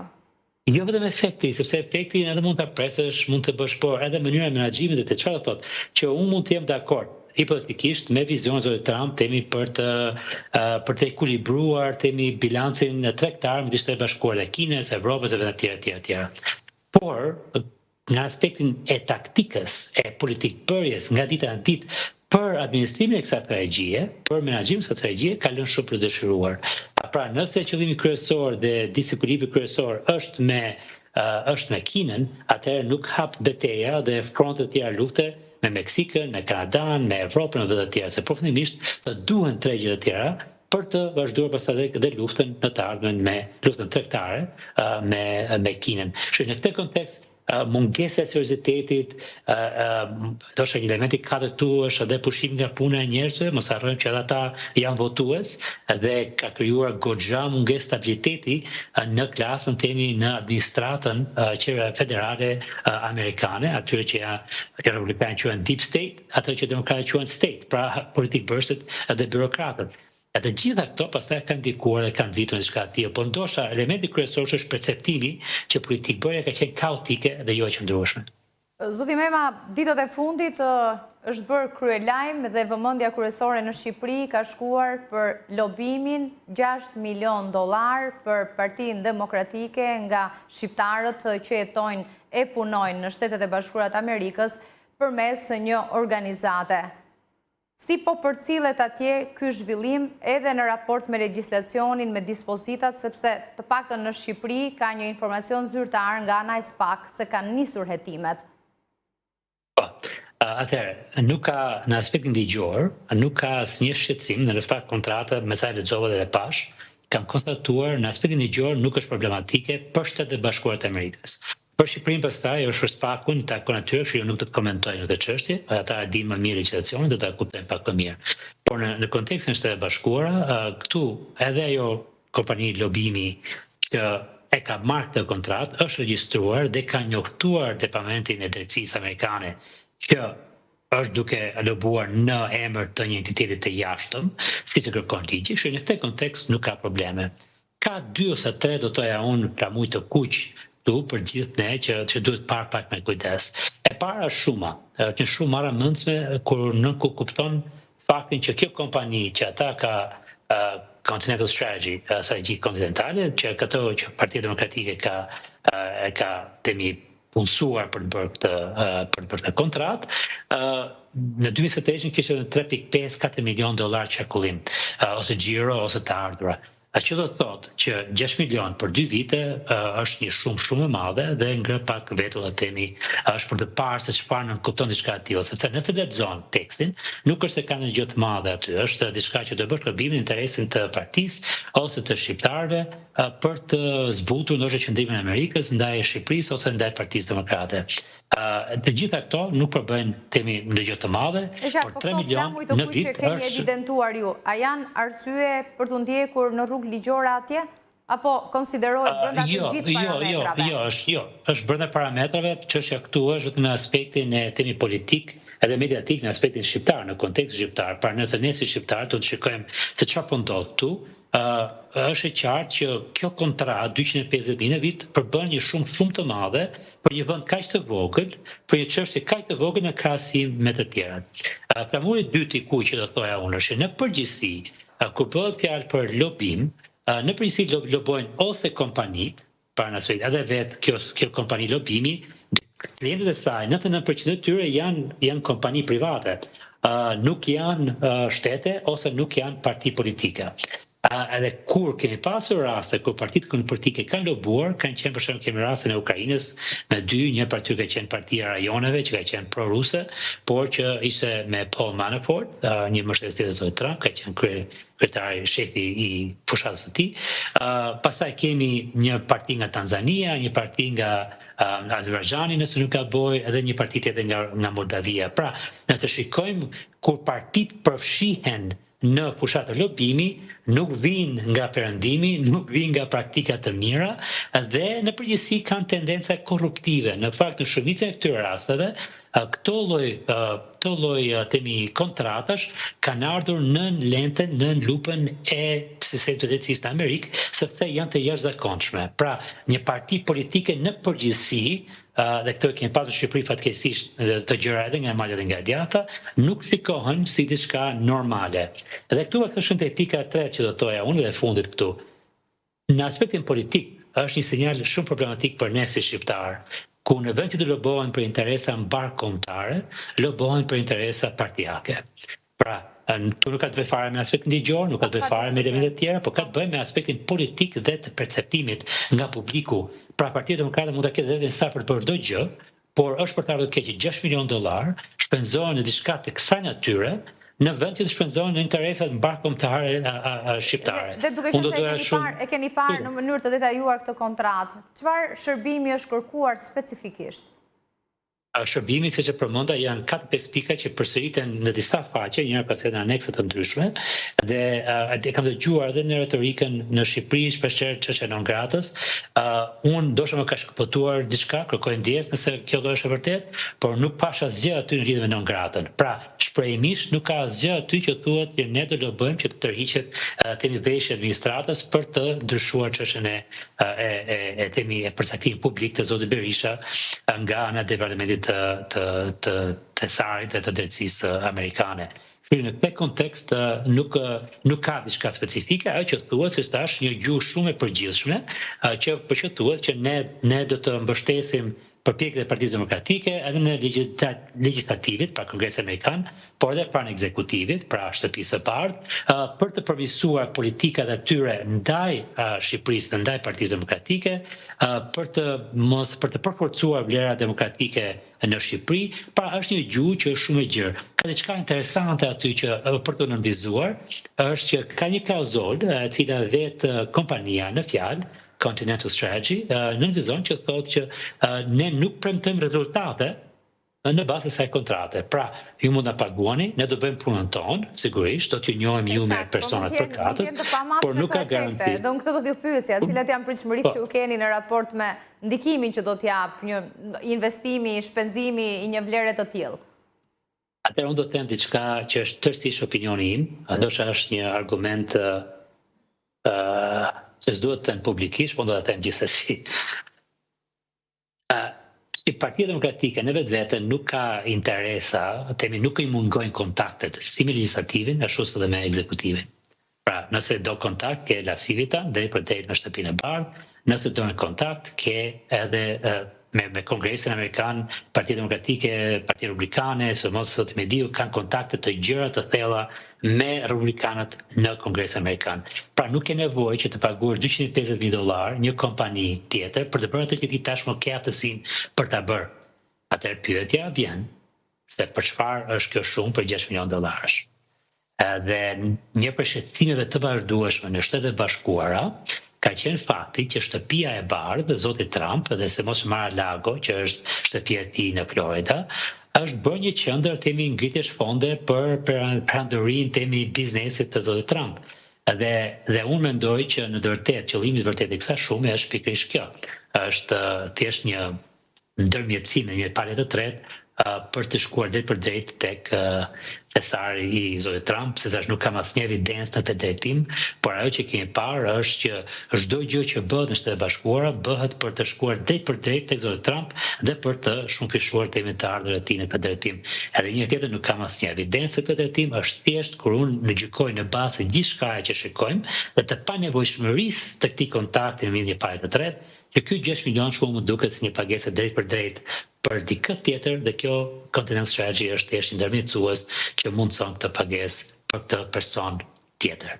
Zoti Mema, shumë kënaqësi t'ju kishim në këtë bisedë. Faleminderit ju. Ne kemi mbritur në fund të programit për ditën e sotme, ishim në një transmetim të drejt për drejt nga ora 17, ju kujtoj që në orën 20:30 do të keni Milaim Zekën me Zona Zero, bashkë jemi nesër, natën e mirë.